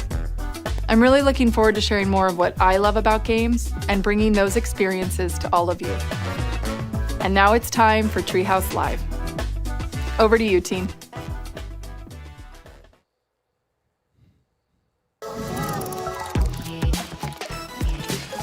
And welcome to Nintendo Voice Chat, part of IGN Summer of Gaming. We just watched a brand new Nintendo Direct, and for the next hour, we're going to break it all down. Kingdom Hearts 4, barely a tease at an Ocarina of Time remake. I'm Logan Plant, Per Schneider, Nick Lamone. Guys, let's start with Zelda. It was the tiniest look, but it gave me goosebumps. It's so good. It was so good. What'd you think, Per? I mean, I love that they went to the sort of tapestry presentation style of Wind Waker, right? Like showing the story and setting it up like this. Really, really cool. Great voice acting. You know, we saw really good voice acting. We saw a hint at the Deku Tree and setting up the story of Link being born. He's living among the Kokiri, but not actually being part of them. And then obviously setting off his quest to get a fairy of his own. And then you see this short glimpse of Link in a bed with sort of the half tapestry, half actual game world look. Did you see it had a little filter over it? Yeah. We can't tell what this is going to look like just from that, but it looks different from what I imagined. Me too. It looks a lot different, but that transition from the tapestry to the character model, like all of us reacted. It was a really good moment in this trailer. I wish we had seen more. I know. I wish surprised. just like a dungeon scene, like anything in the like walking into the Great Deku Tree's mouth. But look at this style. It looks like a fairy tale picture book drawing, right? Yeah, and his clothes are different too. Even than like this is it's not a 1-for-1 like just asset flip up res. He looks way different in this game. Yeah. It's a distinct art direction take because the Deku Tree again looks vastly different in the tapestry than what he's ever looked like in any Zelda game ever. Yeah. So I do suspect that this is going to be, have quite a few zags in it. But again, the thing that kind of sent chills through my spine is just hearing that little, the echo of like Saria song a little bit in there. It's like, you heard the ocarina play in the background the entire time. I got goosebumps. I can't wait to see more. It's wonderful that this is announced for 2026. So this wasn't a teaser like a Metroid logo teaser saying it's coming in a few years. They're holding back on purpose. They give you just the slightest bit of a tease, and then we'll see what it looks like. But like Ocarina of Time was famous for doing cutscenes in engine, whereas like Final Fantasy went with pre-rendered stuff. This is in-engine cutscenes. And it looks really, really good. So I can't wait to see. We never got a close-up of him sleeping with the Triforce appearing on his hand and all of that. And so that means there'll probably be a lot of cinematics added to this game. Yeah, and voice acting. And just a little thing I noticed at the very end, the logo still has kind of the Legend of Zelda series logo is that ruined look. Yeah, like it's dilapidated like the Breath of the Wild logo is. So it's like, this is a modern Legend of Zelda game. It wasn't the shiny blue and red logo from the original Ocarina of Time. So, I wish we had seen more. And I have to say, man, this is why I don't like leaks. How big of a pop would this have been if we didn't know that this was coming? I just think that's so disappointing because this was such a cool setup, and then that little note of Saria's song, like you said, Nick, like that would have been such an awesome reveal, but we've all been expecting this for a couple of months now, and I just think that that's such a big disappointment because this was a very cool reveal. It is very much evoking what I imagined like the Zelda movie would kind of give off, like with the kind of narrator fairy tale intro transition to, Link sleeping in the bed. I don't know, it just feels like this kind of just sells to me that they're going to adapt Ocarina of Time for the actual movie. I know that they have the Breath of the Wild outfits and whatnot, but I'm like, I don't know. There's just something about it that feels correct for like a cinematic story. So maybe that's all it is. It's just something that's cutscene heavy. And it looks like what a CG movie adaptation of The Legend of Zelda from, with Universal would have looked like, right? Yeah. Can I say, I think I'm going to watch that trailer 400 times until we see that again. Like, every time that logo pops and it lights up in the gold hue, I still am getting goosebumps. We've seen it 4 times now. It's going to be so great. And I have even more hope now that it's going to be what we talked about in the pre-show a little bit. More of a reimagining than just a straight remake. Even this is so different. This is such a modern take on Ocarina of Time. And I love that because for so long, I feel like Nintendo is so careful with its darlings. Like when it remakes a game, it sticks very, very close to the script. Like even look at Zelda, like Ocarina 3D, Wind Waker HD, Twilight Princess HD. They're very much like, no, these are the games and we're going to present them in a modern way, but leave it all untouched. And they are flipping that script. Just like Star Fox. And now with this, it's like, let's take our classic N64 games and actually remake them for 2026. It's going to be awesome. This is not the Breath of the Wild style, which is just really cool. Yeah, look at that. Yeah, that's Is he wearing jorts? I mean, to your earlier point, I think this is the dark and gritty Zelda look that people have been kind of clamoring for. It's the closest to that. Since it's not going to be the same cadence of first-party games as the Switch 1 generation, and I think that's a disappointment to a lot of people. And something else I feel is that Nintendo today, they've been announcing a lot of Splatoon Raiders has gotten a lot of trailers and content through that. Star Fox got its own dedicated direct. And I just feel like this direct was no different with or without Nintendo today. Like Splatoon still gets like a 4-minute block and Star Fox is still here and Rhythm Heaven gets a 4-minute thing at the beginning. And these were all things announced outside of the direct format that it's like, does that free up runtime for other stuff? And the answer is no. Like it still is all in here. And so I walk away and I'm like, really the big one is Zelda. We didn't get to see much of that. Xenoblade Genesis is a huge reveal not till next year. Yeah, and then release dates for stuff like Fire Emblem, Fortune's Weave. So I think it was good. I would not say that this was great. And I'd say that this is just the reality of this generation right now of it's going to take a little longer for Nintendo games to come out. So here's a million third-party games while you wait. It's just a different feel for Nintendo. I think they're more careful, right? Like I referenced the Metroid Prime 4 logo drop. I think they're a little bit more careful of when they announce something. Xenoblade is safe because that team works like clockwork and gets their games out on time, and so they're clearly trying to sort of set up fandom for trying out Xenoblade games. People who've played the old ones going back, getting excited for the future, which is a brand new game, obviously. But yeah, they're way more careful. Like we didn't get a Luigi's Mansion, we didn't get a Mario, right? Like we got some Mario. Got a Mario hat. yeah. So, but that just means Mario's not this year. Yeah. And, that doesn't mean it's not under development or not showable. It just means they're waiting a little bit longer on that. I just think a year ago today, we did not know about, like, Splatoon Raiders. We didn't know about Pokopia. Star Fox. We didn't know about Pokopia. There's a lot of things we did not know about. And these are games that are out or coming out very soon. So you're right, Paris. Just a different cadence. Like Ocarina of Time is out in the next 6 months, and they didn't show us anything. And, Nintendo can also do the thing where none of us expect it, and they say suddenly on a random Wednesday afternoon, hey, by the way, in 10 minutes, there's going to be a Star Fox Direct, who knows what kind of precedent that type of announcement is going to have for the foreseeable future of bespoke, game-specific directs, where we just don't even know that they're popping up. Yeah, and I'll say it again. I said it in regards to Zelda, but a lot of this stuff was in that Nate the Hate leak. Like he also mentioned Nintendo Switch Sports Resort. So yeah, he's on the money right now.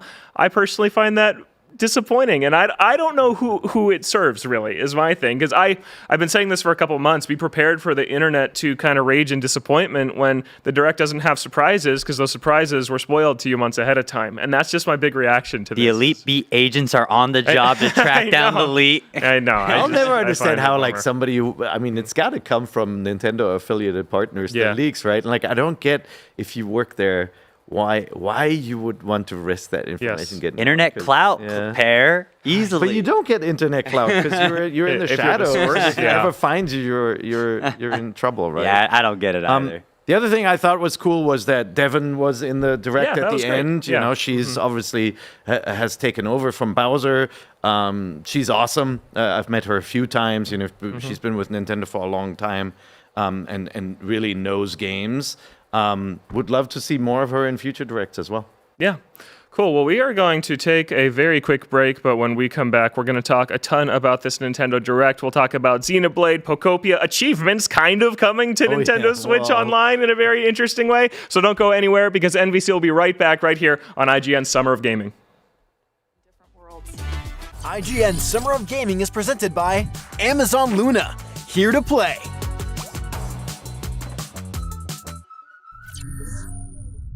Do you want to be the very best like no one ever was? Streamline your journey to becoming a master trainer with Planet Pokemon. Choose your Pokemon, filtering by type, stats, or game availability. Then use the full team builder to assemble an unbeatable lineup. Plan out the optimal set of moves, items, and abilities. Plan your dream team today at planetpokemon.com. Catch up on all your favorite shows with up-to-the-minute gaming and entertainment news with Geek Media Podcasts. Welcome to a very special episode of IGN Game Scoop. Game Scoop has you covered for all things gaming and the latest game releases. Tune into Podcast Beyond for the biggest PlayStation news. Man, this is a cool looking trailer. Everything Xbox on Podcasts Unlocked. This is Steve Downs, the voice of Master Chief. Catch up with your Super Nintendos on Nintendo Voice Chat. Let the kids love what we love. And get all the latest console news and rumors with Next Gen Console Watch. Now Xbox and Phil Spencer are even saying that a mid-gen refresh isn't even necessary. The Cinefix Top 100 podcast picks a movie every week to celebrate and debate. It's kind of every movie's grandpa. Geek Media Podcasts, the best podcasts from around the world. IGN Playlist is the best way to track your game collection. Now you can even import your entire Steam library to Playlist, making it easier than ever to review games, show off your collection to the world, and finally chip away at that massive backlog you keep meaning to get to. IGN Playlist, check it out. Can't find that final collectible you're missing? IGN guides are trusted by millions, easy to use, and best of all, free. IGN has the very best, most complete and accurate guides for Shadow of the Erdtree, Baldur's Gate 3, Tears of the Kingdom, and so much more. It's good, right? Every guide is tested and verified for you by experts. Just search for IGN when you search for guides. Kingdom Hearts 4 will launch on Switch 2. We don't have a date or a year, but we know that it's coming to Nintendo's console, and we got our first look at Kingdom Hearts 4 in a few years. It's been a long time. So, Nick, what was your reaction? I mean, I was just kind of stun-locked the entire time. I just wasn't sure that I was looking at actual reality. But, yeah, Kingdom Hearts 4 is still a real thing. Square Enix is still actively development. We can all rest, Kingdom Hearts fanboys. Let's go ahead and take it easy. Give Tetsuya Nomura, the creator of the game, a little bit of a break. And it looks great. It actually looks like a real playable game. The combat that we saw looks like a continuation of where the original trailer for Kingdom Hearts 4 leaves off, where Sora is transported into modern-day Tokyo and what looks like Shibuya fighting the darkness. But one thing that Square Enix has said that, or I believe it was Nomura himself, said that this is the beginning of a new arc in Kingdom Hearts, a new story arc, where it was like the Darkness Seeker trilogy in the original first 3 games, and now this is going to be something new. I'm very curious to see what the kind of general overall tone is based on what we see there. It still feels very dark and edgy in a way that Kingdom Hearts 1 through 3 necessarily weren't. This feels a lot more in line with what we've seen from kind of mid to late 2000s era Square, where the world ends with you, modern adaptation with a little bit of a fairy tale twist. I still genuinely think Kingdom Hearts 4 is basically Nomura trying to finally make Versus 13 happen for Final Fantasy. And I think this is such a fun, interesting choice to make it so like live action, not live action, but like realistic portioned humans, and it looks like there's a lot of characters from the now canceled mobile game that are making an appearance in this particular Kingdom Hearts game. And the flow motion state combat from Dream Drop Distance on the 3DS and what we saw iterated on in Kingdom Hearts 3 is back and in higher fidelity than we've ever seen before. I'm very excited. I love Kingdom Hearts, and I can't wait to pour over this footage, on my own 4K TV at home and look at every single pixel that I can find. But I am very, very hyped for this. I think the mayor of Shibuya has some work cut out for them. So they keep on getting invaded by monsters in every game. Persona more recently as well. It looks really fun. I mean, I'm a big Disney guy. I've watched every animated feature they've ever made. So I am dying to jump into this game and finally get to play it. I'm just so happy that we no longer have to worry about games being streaming only on a Nintendo console, that this is running natively, and that it's not going to be a sort of 1 year down the line announcement and addition, and that this is being developed for launch is really, really cool. And I think, look, this is the affirmation that Switch 2 is big in Japan and is going to be probably the leading console in that market for many years to come, and that all the big guns, the big devs, big publishers from Japan are putting their weight behind this console. Yeah, tons of Capcom games in this show, and then a few Square games as well. Kingdom Hearts 4, that's a big deal that it's coming at launch on Switch 2, and then we're also getting non-cloud versions of 3 Kingdom Hearts collections that did get cloud versions on Switch 1, and for people that did buy those, you can transfer your save over, which I thought was very nice. So that's great. The whole Kingdom Hearts series then is going to be on Switch 2, and it just seems like Switch 2 is becoming kind of a definitive place for a ton of different franchises. We mentioned Xenoblade earlier, getting 1 through 3 Switch 2 editions, and then a 4th Xenoblade, or a 5th, I guess, Xenoblade game is coming as well. So really cool. Speaking of Square, though, we also got a reveal of the first HD 2D Final Fantasy game. It's called Final Fantasy Resonance. It's coming to Switch 1 and Switch 2 on October 22nd. And this was a cool look for an HD 2D game. We saw more kind of behind-the-back third-person stuff. Well, when they first showed Octopath Traveler and the style of that game, I was hoping that Square would apply this to a classic Final Fantasy like 4, 5, or 6. Some of my favorite games of all time. And this is even better. We're getting a new game, but they're doing the sort of heavy on nostalgia approach of a Fire Emblem game where you're getting to summon heroes from the past. Coupled with, the existing character classes that we love from Final Fantasy games with that art style. This, outside of Ocarina of Time, this is like my top pick for the show. I think you nailed it. This kind of looks like a Smash Brothers-esque collection of all of your favorite Final Fantasy crew and characters. You get to assemble a team, I would assume, of characters from every single game. That's a mechanic that feels like it's derived from one of the mobile games at Square Enix, one of their free-to-play gacha games that they had established years ago. I forget which one it was, but there's like Operis Omnia, and then there's Brave Exvius, and this looks like it's kind of in that vein where you get to build your crew. I'm curious if they are taking a route like Octopath Traveler 0, that is this kind of collection and reimagining of a mobile game, but adapted for like a full retail product, which I could appreciate. But one thing that really stood out to me in this trailer is that it has a very distinct art style from Octopath Traveler, in that it's not quite the Octopath like pixel art, but it feels like a weird in between of like traditional pixel art along with Octopath, where characters are a little more like normal human proportions, which is kind of fun. And it just looks like a really pretty pixel style that we haven't necessarily seen before. It does look like our main character here, though, is a unique character to this game. And it's like FF9 merged with classic games, right? They're not the sort of full human size, but they're also not the chibi from the original games. I'm curious to see if we get one Sid or many in this one. And we get an open world with an airship. I know, that looks like classic, super fun, Super NES style. It does. Open world with the... a little jarring to jump to like the full remake version of Cloud in that cutscene. I know, that's strange, right? What was that? It looks like because it looks like Cloud is about to use Omnislash there on the enemy, and so I'm wondering if there is like this cut to pre-rendered video. And I'm actually being told right now that we do have a preview of this game going up today. So make sure you stay tuned to ign.com and on our YouTube channel to check out a full extensive preview from someone who I suspect knows what they're talking about from Final Fantasy. I believe it's Michael Haim. So look forward to that, because I'm going to pour through that like a big book. I think the Smash Brothers comparison is apt here in that, you maybe get different art styles. Like, I also love the opening with the dragon flying, that it's pixelated as well, but it's like, it looks like somebody pixelated a modern game down rather than like reimagined it. If this has music from all the different games, then woo-hee.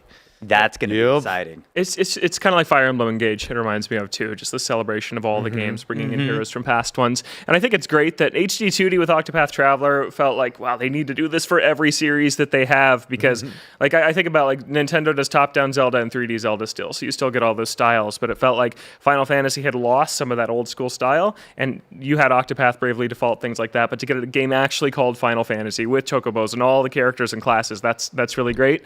They've done it with Dragon Quest. They have Adventures of Elliot coming out in just a couple of weeks. It's like, can we just keep working our way towards Chrono Trigger HD 2D? Like, come on. I feel like they did just release new toys for Chrono Trigger, so the hope is still there. Man, that's the stage we're at. We're just following every license. It's called Copium, Logan. Yeah, exactly. Yeah. Well, we finally got a release date for Fire Emblem Fortune's Weave. That was a big part of this show. I'm just scrolling, trying to find it. Now, I think it's September 17th. September 17th on Switch 2. Got a big look. Looks like Three Houses too, right? You pick between 4 characters. You presume that's going to be 4 routes in the game, and then you have battles. But in between the battles, it's up to you how you want to spend that time to train or recruit new units. Per, you're the biggest Fire Emblem fan I know. What'd you think? Well, I'm very, very excited, and I'm more excited to know that this arrives early. Like, I was worried that it was going to be a December game and everybody's still playing GTA at that point. No, this arrives for me at the right time, so I can get my Fire Emblem out of the way for what is to follow in Q4. It does look like it has the sort of cozy systems, the character relationship building systems, the sort of 3 houses set up with, aligning yourself and hopefully building your own custom team, which makes it more fun than to play through with multiple heroes and not just having a different lead. I'm curious to see if the different leads have different chapters. Like, if you go back to the GBA games, there are multiple paths and exclusive chapters for the characters. It's hard to see. I have to pore over the footage. It's hard to see what's new, but the sort of special moves, we saw a really devastating attack from one of the heroes on an entire group of enemies, taking them basically out. Yeah, it's all fun and games until that character turns evil and fights against you. So let's see what happens in the story, right? Yeah, absolutely. I thought this looked visually very, very nice. Yeah. Looking forward to that. I gotta be honest, Three Houses is not my favorite style of a Fire Emblem game. It's not. I prefer, as we talked about in the pre-show, kind of the more battle-focused tactics where you're not as worried about the in-between. But Three Houses is the best-selling strategy RPG of all time. This is undoubtedly going to be a really huge success, and I think the concept's really cool. Like, hey, all your main battles and the big story beats are going to take place in this arena for this tournament. It's like a full game-long tournament arc, but then you can travel outside and level up. And I'm curious to see, can you find people to recruit out there in the wild, and how different are the 4 routes depending on which character you choose to battle with? Does it just change the story, or are there different missions involved? I think there's still a lot to learn, but this was a really, really great big look. I think, I mean, I do enjoy Three Houses, but I do prefer I just don't like it when Fire Emblem locks you into the visual novel-esque kind of situations where I'm just like, all right, I just want to fight some dudes right now. And it looks like Fortune's Weave. Fortune's Weave is allowing you to kind of take the game at your own pace. Like, do you want to just get into a battle? Cool. Head outside the town and start dungeon crawling and getting into random encounters and things like that. They've worked towards making the sort of in-between battle systems more simple in a way that you can say, no, I don't want to walk around. Just, let me level up in other ways. Yeah. And I want to fight something right now. So let me do it. They have been conscious of that, they basically merged 2 very different gameplay styles. And just to, like the sort of like relationship building happened in the old games too. It's just that you were placing units next to each other to build relationships, and then you get the sort of like story sequences and the relationships told in like simple cards between the battles. And then obviously this got much bigger once we hit the 3D era. Now look, super excited for this. I like Fire Emblem games are always great. We've got a dude with a German name in the lead too, so hey. That's who you got to pick then. I'm in, yeah.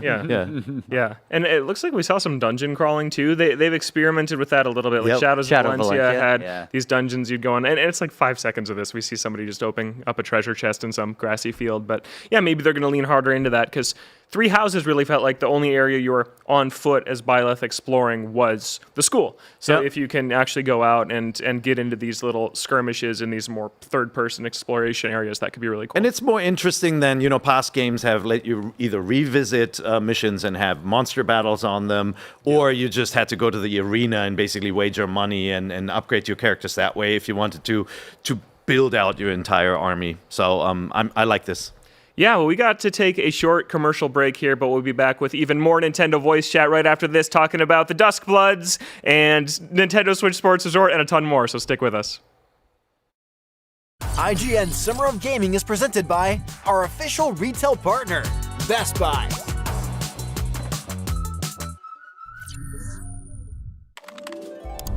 IGN Store has everything you need to level up your life. Red 6 standing by. Refresh your wardrobe with official gear you won't find anywhere else. From Fallout, Expedition 33, Romeo's a Dead Man, and more. Treat yourself to the coolest collectibles like an adorable SKA plush, your very own Assassin's Creed Hidden Blade, and a fully functional Pip-Boy 3000. Or kick back and relax to your favorite video game soundtracks on vinyl. Whatever you need, IGN Store has you covered. Head to store.ign.com and start shopping today. Can't find that final collectible you're missing? IGN strategy guides and interactive maps are here to help. One step at a time. IGN guides are trusted by millions, easy to use, and best of all, free. IGN has the very best, most complete and accurate guides for Shadow of the Erdtree, Baldur's Gate 3, Tears of the Kingdom, Call of Duty Black Ops 6 Zombies, and so much more. See? It's good, right? Every guide is tested and verified for you by experts. Just search for IGN when you search for guides. Do you want to be the very best like no one ever was? Streamline your journey to becoming a master trainer with Planet Pokemon. Choose your Pokemon, filtering by type, stats, or game availability.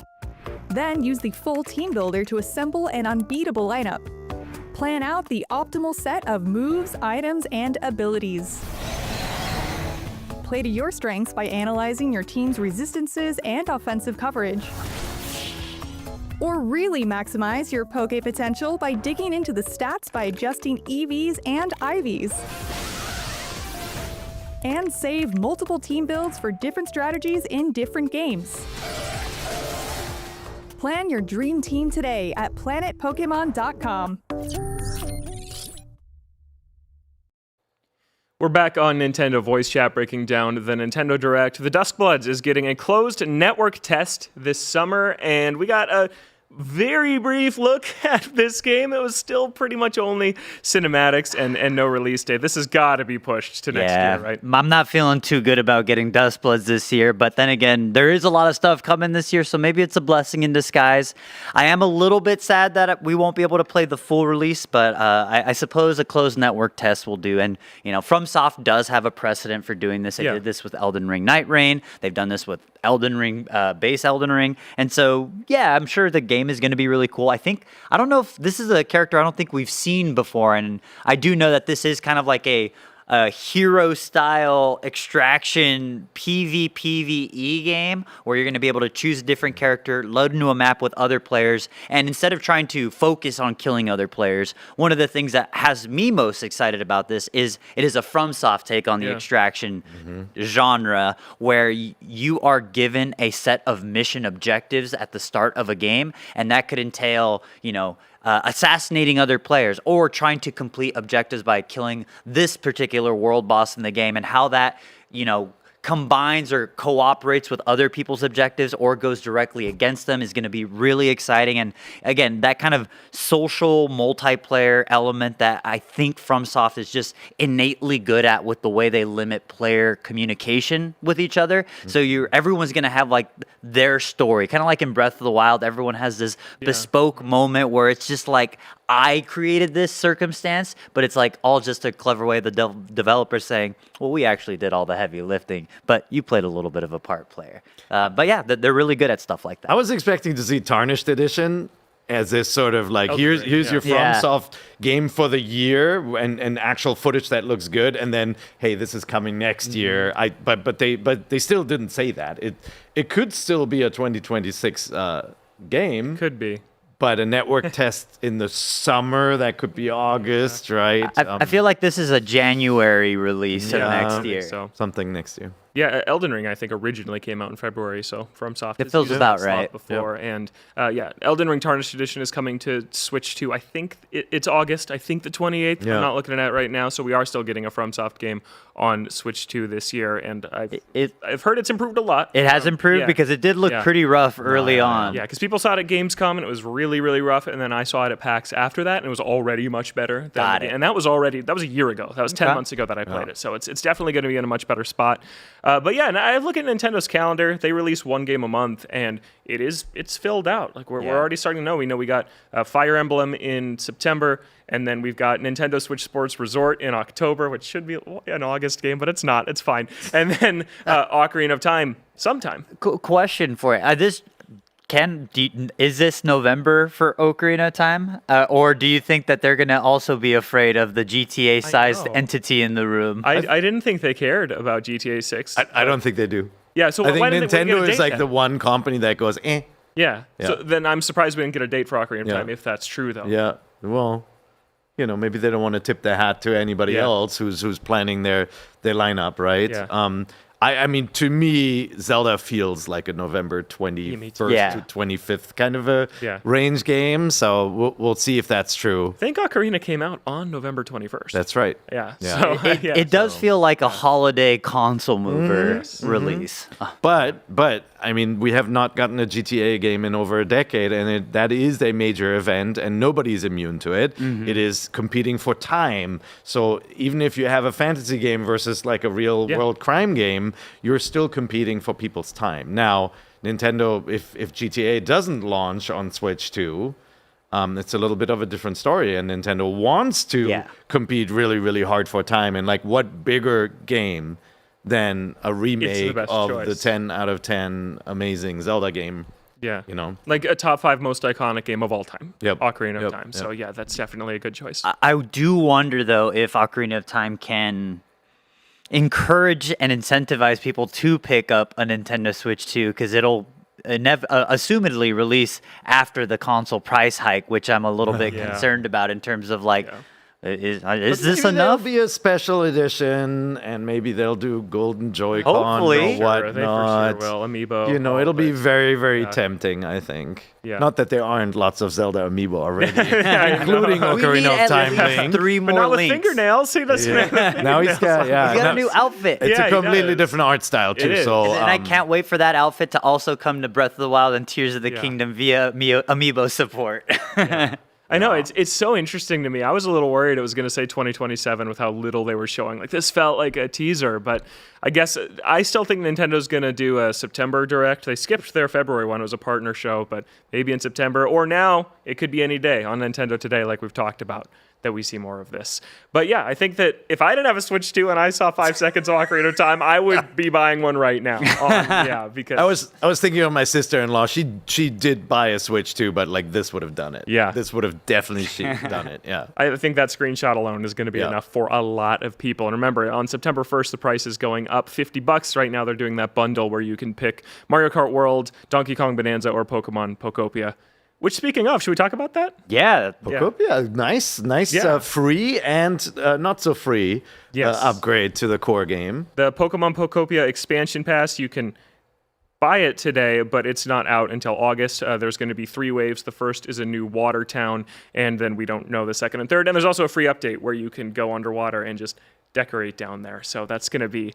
I was just thinking about during the show, like, people are already so overwhelmed. There's so much, like, ruins to fix and stuff, and now there's a whole new underwater level. I love how they planned this in advance, but sort of didn't... The game doesn't hint at it. It's more... I joke that it's like Animal Crossing, which introduced, like, swimming and gathering shells and stuff, water creatures later on.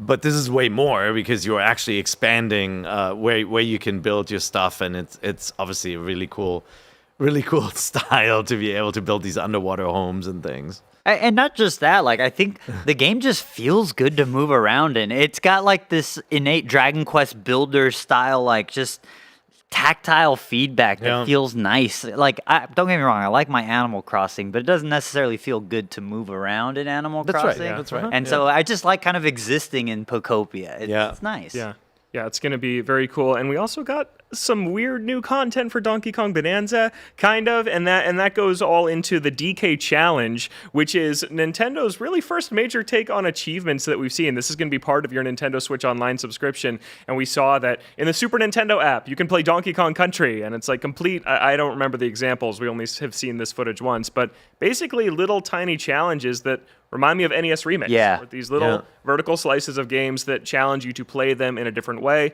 And it's not just classic games. They're adding these to Donkey Kong Bonanza as well. There's easy, medium, and hard. And then on top of that, the DK Roguelite DLC is getting Mario hats and stuff like that. But the DK Challenge stuff is the really interesting part. But I couldn't tell. So from this demo, I couldn't tell if it's instantaneous or if it's more like, you know, you got to load up the game and it has to be installed, right? Like, so you would have to have all these games installed to play them, or if there's sort of some DRM ownership check and it just unlocks almost like a demo, like a standalone little stage that you can play that is ripped out and installed with this application, or if it's streaming, right? It's kind of hard to tell here. That little scene they're showing right now makes me think it has to be installed. They're showing you all these 4 things are on my Switch, and then I can go down here and play these challenges. Okay, and then, but that means this footage is not real time. Like, you're not going to launch that fast into a challenge. No. The Switch 2 does not have the Xbox Series X instant resume feature, right? So, like, I do suspect that there is a world where if it's too long of a load time, then I'm just not really going to commit to this. But if it is instantaneous, then I would be more inclined to actually go through all of these challenges. Like I see for the classic games, and it's quick. Well, it's available tonight at 6 p.m. Pacific time, so we're going to know pretty soon. My one disappointment here, I think it's awesome that they're bringing in new ways to tackle these games, both old and new games. I'm disappointed that they're limited time events. I think it's a bummer. They're really into that lately. Even Emerald Rush has all these limited time. You can only get the Tiny Kong statue in this 2-week period, and then when you miss it, I feel like you lose motivation to get the next one because it's like, well, I'm not going to have them all. And I think that this would be much cooler if it was just permanent. Just like when you add a game to the NSO library, add its challenges, and those are never going to go away. But that's not how it's going to work. Very strange overall, just cadence of how Nintendo handles these limited time events. Like, I don't really understand. I guess it's trying to create a sense of FOMO. But again, these games are all old at this point, which is like, I don't think you need to create that FOMO for these. I think these just need to exist to justify the service that you're charging people every year for. So I was telling Logan yesterday, I was like, oh, hey, today's the anniversary of my Nintendo Switch Online subscription. Do you guys feel like your Nintendo Switch Online subscription has paid for itself over the first year of the Nintendo Switch 2 life cycle? I mean, for me, because I play Mario Kart World online every week, and so that's something I do. And you are a power user. So but I'm not the right person to ask about that. Fair enough. It's worth it for me just to play some classic GameCube games like F-Zero and Fire Emblem on this modern console. Yeah, fair enough. And I think that why it is limited time is they don't want people to just buy a month of NSO and then catch up on everything and then cancel. No. So I get that perspective. I just don't necessarily agree with it. I wish that these were a permanent thing. Yeah. We've got to take one more very short break, but when we come back, we are going to talk about Xenoblade and Nintendo Switch Sports Resort, and then we'll wrap up NVC Live, so don't go anywhere. IGN Summer of Gaming is presented by Fanta. Special Edition Fanta and Xbox 25 cans are available now only for a limited time. The average Cinefix movie list features nearly 100 different films and approximately 25 minutes worth of wall-to-wall deep dive analysis. To simulate that pace for this 30-second ad, we're featuring 26 different films, and before you say it, no, that math does not check out. We're not math people, we're movie people. We can't even count down from 10 without ending up at, 96. Subscribe to IGN Movies and TV for more Cinefix movie lists. Bad at math, great at movies. IGN Playlist is the best way to track your game collection. Now you can even import your entire Steam library to Playlist, making it easier than ever to review games, show off your collection of the world, and finally chip away at that massive backlog you keep meaning to get to. IGN Playlist, check it out. IGN Store has everything you need to level up your life. Red 6 standing by. Refresh your wardrobe with official gear you won't find anywhere else. Treat yourself to the coolest collectibles like an adorable SKA plush, your very own Assassin's Creed Hidden Blade, and a fully functional Pip-Boy 3000. Head to store.ign.com and start shopping today. Do you want to be the very best like no one ever was? Streamline your journey to becoming a master trainer with Planet Pokemon. Choose your Pokemon, filtering by type, stats, or game availability. Then use the full team builder to assemble an unbeatable lineup. Plan out the optimal set of moves, items, and abilities. Play to your strengths by analyzing your team's resistances and offensive coverage. Or really maximize your Poke potential by digging into the stats by adjusting EVs and IVs. And save multiple team builds for different strategies in different games. Plan your dream team today at planetpokemon.com. Welcome back to Nintendo Voice Chat. We got a look at Xenoblade Genesis, which is coming to Switch 2 in 2027. This is a new beginning for the Xenoblade franchise, and we, along with it, got Nintendo Switch 2 editions for the entire original Xenoblade Chronicles trilogy. But let's start with the new game. I thought this look at Genesis was awesome. I thought it was visually very impressive, and you saw the world kind of like curving in on itself. You likened it to a Halo ring. What do you think, Nick? Yeah, it looks beautiful, and again, it just goes to show you that Monolith Soft is cooking at all times. Everything they touch, they're just, it's so beautiful. They managed to take advantage of the technology in a way that makes me feel like this is this is not a compromised console in any way, shape, or form. Strong art direction overall. It feels very evocative of something like a dark fantasy, something that we don't quite see very often in Xenoblade, in the entire Xenoblade series. It's all very sci-fi forward. But yeah, I'm digging like the Game of Thrones-esqueness to it. I like the more tame art direction that we're seeing here in terms of wardrobe, very school adjacent. It's like Fire Emblem. Yeah, it does give off Fire Emblem three houses quite a bit, but I just it reminded me a lot of Metaphor ReFantasio's overall like fashion direction and art direction overall, and I can't wait to check this out. And this has encouraged me to finally jump back in and give the Xenoblade Chronicles game a fair shot. It's Monolith figured out how to do open world early on Switch, right? Like games that ran well. In the beginning, I didn't love the original art style. They adjusted it over time. Like, I don't know if it was based on fan feedback or they just sort of got, maybe direction from Nintendo, and it is inching closer and closer to Fire Emblem. You guys are exactly right with the anime style, obviously. But when you get out into the open world, it looks distinctly Xenoblade, which is this vibrant blue with a vibrant green. There are no drab colors or sort of, it doesn't aspire to realism. It's always this kind of crazy fantasy sci-fi world where there's stuff going on in the sky, as you're exploring. I really love the look at the mounts, the nut horses, the traversal here looks really cool. And I mean, look at the horizon and how the world sort of folds in on itself. You can just imagine exploring this. The other thing that I love about Xenoblade games is the freaking noisy combat, and it's like like the Persona games, like they're yelling, they're never shutting up.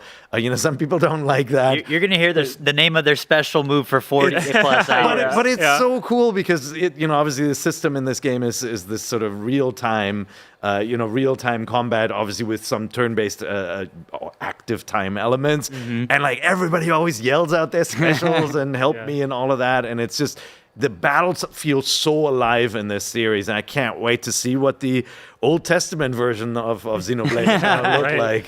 Yeah, not a numbered entry, right? This is the start of a new chapter, which is cool, because 3's DLC did really wrap up that whole trilogy, so to see them going in a new direction is neat. I kind of thought they were going to drop the blade and do like whatever Xeno next was. But I think that Xenoblade is becoming a brand, and so they maybe didn't want to do that. But I think that when I look at this, Monolith is so good at hardware, and they took full advantage of the Switch. Xenoblade 3 is awesome, and it had great draw distance where you can see really far off into the world. So now when I'm looking at this, I feel like when they got their hands on the Switch 2, they were like, oh, we can make our whole world map visible all the time. training weights come off.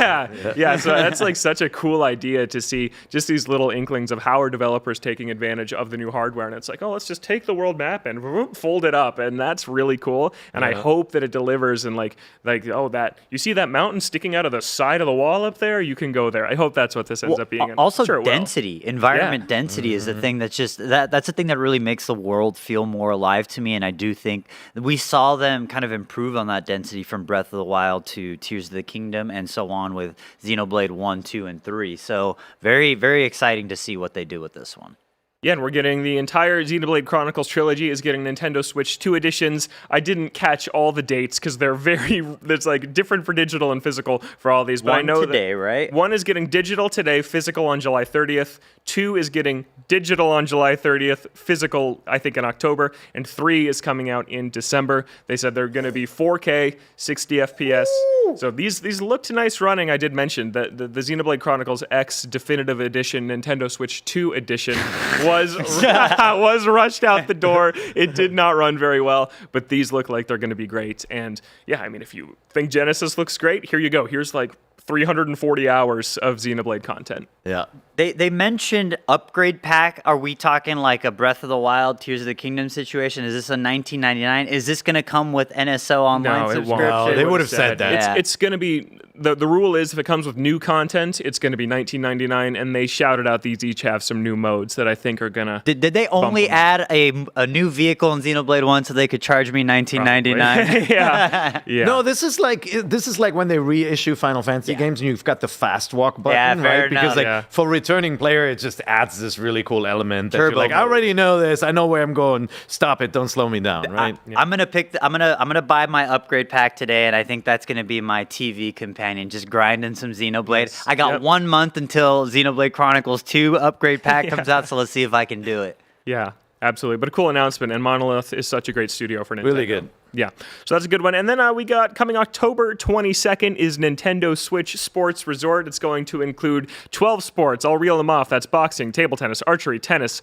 volleyball, bowling, basketball, golf, thumb wrestling, which we saw a lot of in the Nintendo Direct, skateboarding, jet skiing, prop plane, and jump rope. Yeah, I said it on the live show, but Nintendo Switch Sports sold over 10 million units. It was a huge hit for bringing back this legacy brand of Wii Sports.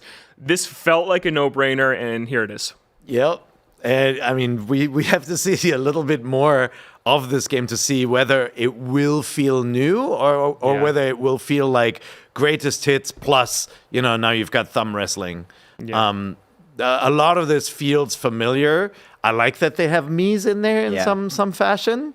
And it obviously looks much nicer than the classic Wii Sports and Switch Sports. So, but it doesn't control as nice. Maybe in the Joy-Con 2 it will, but the Joy-Con 1 never lived up to the Wii Motion Plus the Wii Sports Resort had. Yeah, you're right. Yeah. You're right. Obviously, there's some sacrifices when you no longer have a sensor bar on top of your TV when it comes to tracking. Bowling, by the way, Wii Sports Bowling, still fantastic. Mm-hmm. When you break it out and play it, it just was so ahead of its time with its control scheme. Like, it sort of uses voodoo magic to make it really feel like bowling. Mm-hmm. But I'm mostly excited for flying.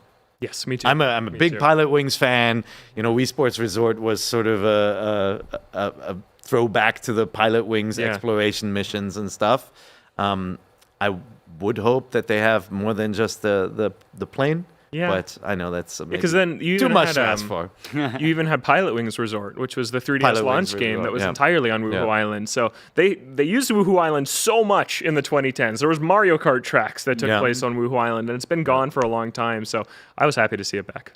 I'm just happy that whenever I want to take to the links, I can play some golf. I don't know. I really do miss playing golf on my Nintendo consoles. That and table tennis and tennis is all I really need. Some Mario Golf. Yeah, that's fair enough. But I don't know. There's just something so satisfying about being on Woohoo Island. Yeah.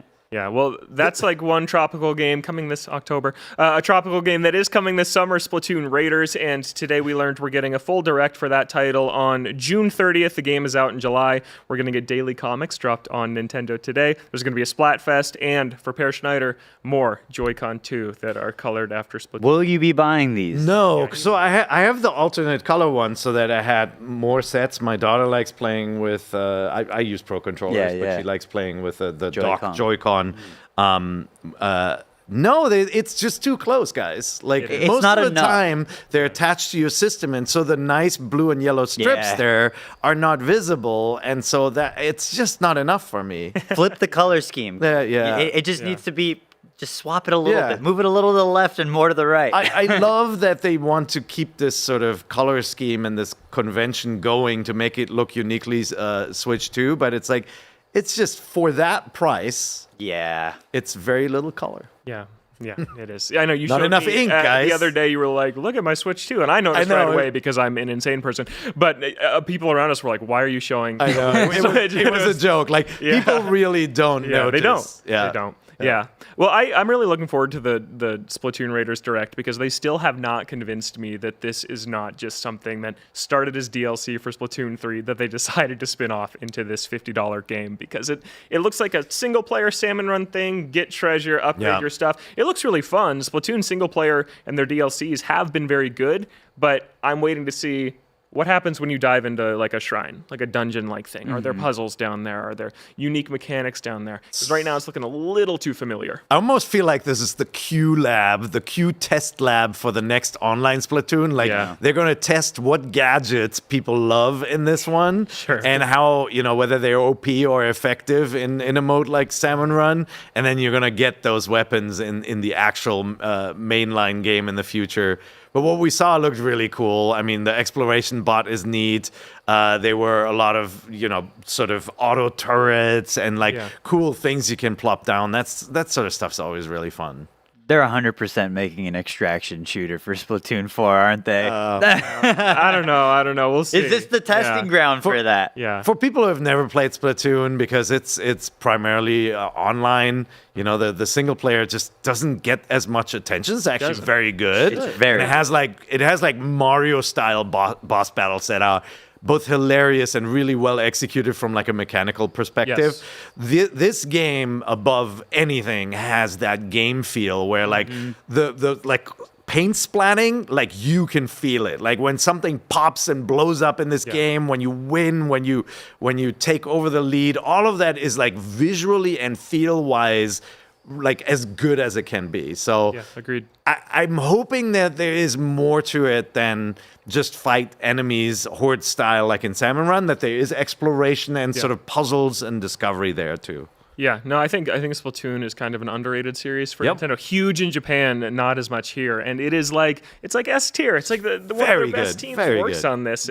They feel amazing to play, and I want to see a little more because, like you said, the single-player stuff does always feel like a side offering. It doesn't mean it's not good. It is, and I thought this is a chance to put it front and center. And the cool thing about single-player Splatoon, and they especially leaned into this in the roguelite mode they recently did, Side Order for Splatoon 3, is it doesn't have to be balanced. And I think that in the first couple of campaigns, they just kind of drag and dropped their multiplayer balanced weapons. But in Side Order, they were just like, oh, why not just have like these shooting tornadoes that are destroying like 100 things at once? Like you can just go crazy. And that's what this is looking like. Yeah, this is Q Lab. Yeah, so it's going to be really fun. That is out in July. Don't touch that, Bond. And then we got a free demo for Star Fox, which you can try out today. So yeah, we didn't see much of that game.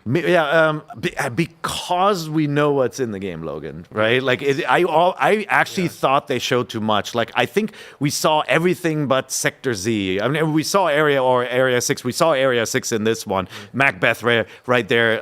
There's Area 6. Solar, Zone S. Like, there's not a lot of this Sector X with not a lot of mystery left to explore in this game. And so I don't know if I want to watch the Treehouse? The Treehouse, because like I want some surprise in the visuals because this game, I'm so familiar with this game. But this level, Meteor, you're going to be able to play has, there are multiple routes Such through a good this. level, yeah. It is just great. It teaches you how to brake and speed up and avoid asteroids, and then the lock-on system. And then there's this meta for Star Fox where you want to get medals, right? And so you have to be really smart on how you take out the enemies. Each enemy is a hit. You want to get to a certain hit ratio. Bigger enemies give you like a +3 bonus when you destroy them, or even +10. And so there's this whole meta game to playing through this game and getting all the medals later so that you get your Daddy McCloud sunglasses in the end. Some secret missions. That's right. Hopefully. Yeah. Yeah, so that we got to call it there. That is a wrap on our live episode of Nintendo Voice Chat. We're usually here on Fridays on the IGN Games channel on YouTube or your favorite podcast app. Thank you so much, Per and Nick, for joining Thanks, me. Logan. And thank you, everyone working behind the scenes here in the LA studio. And thank you so much for watching or listening. There's still lots more IGN Summer of Gaming right here all summer long. But for now, remember that Nintendo Voice Chat is the only place you can get the thing. IGN Summer of Gaming is presented by our official product partner, Lenovo Legion.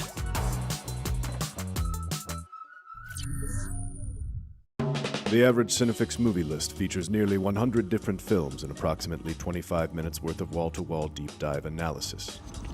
To simulate that pace for this 30-second ad, we're featuring 26 different films, and before you say it, no, that math does not check out. We're not math people, we're movie people. We can't even count down from 10 without ending up at, like, 96. Subscribe to IGN Movies and TV for more Cinefix movie lists. Bad at math, great at movies. Can't find that final collectible you're missing? IGN strategy guides and interactive maps are here to help. One step at a time. IGN guides are trusted by millions, easy to use, and best of all, free. IGN has the very best, most complete and accurate guides for Shadow of the Erdtree, Baldur's Gate 3, Tears of the Kingdom, and so much more. See?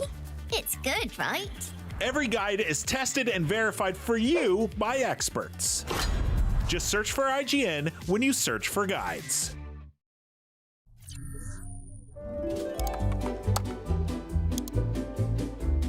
IGN Plus is where your adventure begins. What are you selling? Plus is the place to get unlimited access to all the tools you need to beat your games. Here's what you need to know for bringing down Gloomspawn. Plus, awesome exclusive discounts on IGN Store. Maybe this would tease open your money pouch. Plus, ad-free browsing on IGN.com. Plus, unlimited game help tools like premium interactive maps with your own custom map markers, filters, marker notes, and more. This will come in handy. Plus, access to sweepstakes, giveaways, and free game keys. Wow. Exactly. Want more? Head to IGN.com/plus and start your adventure today.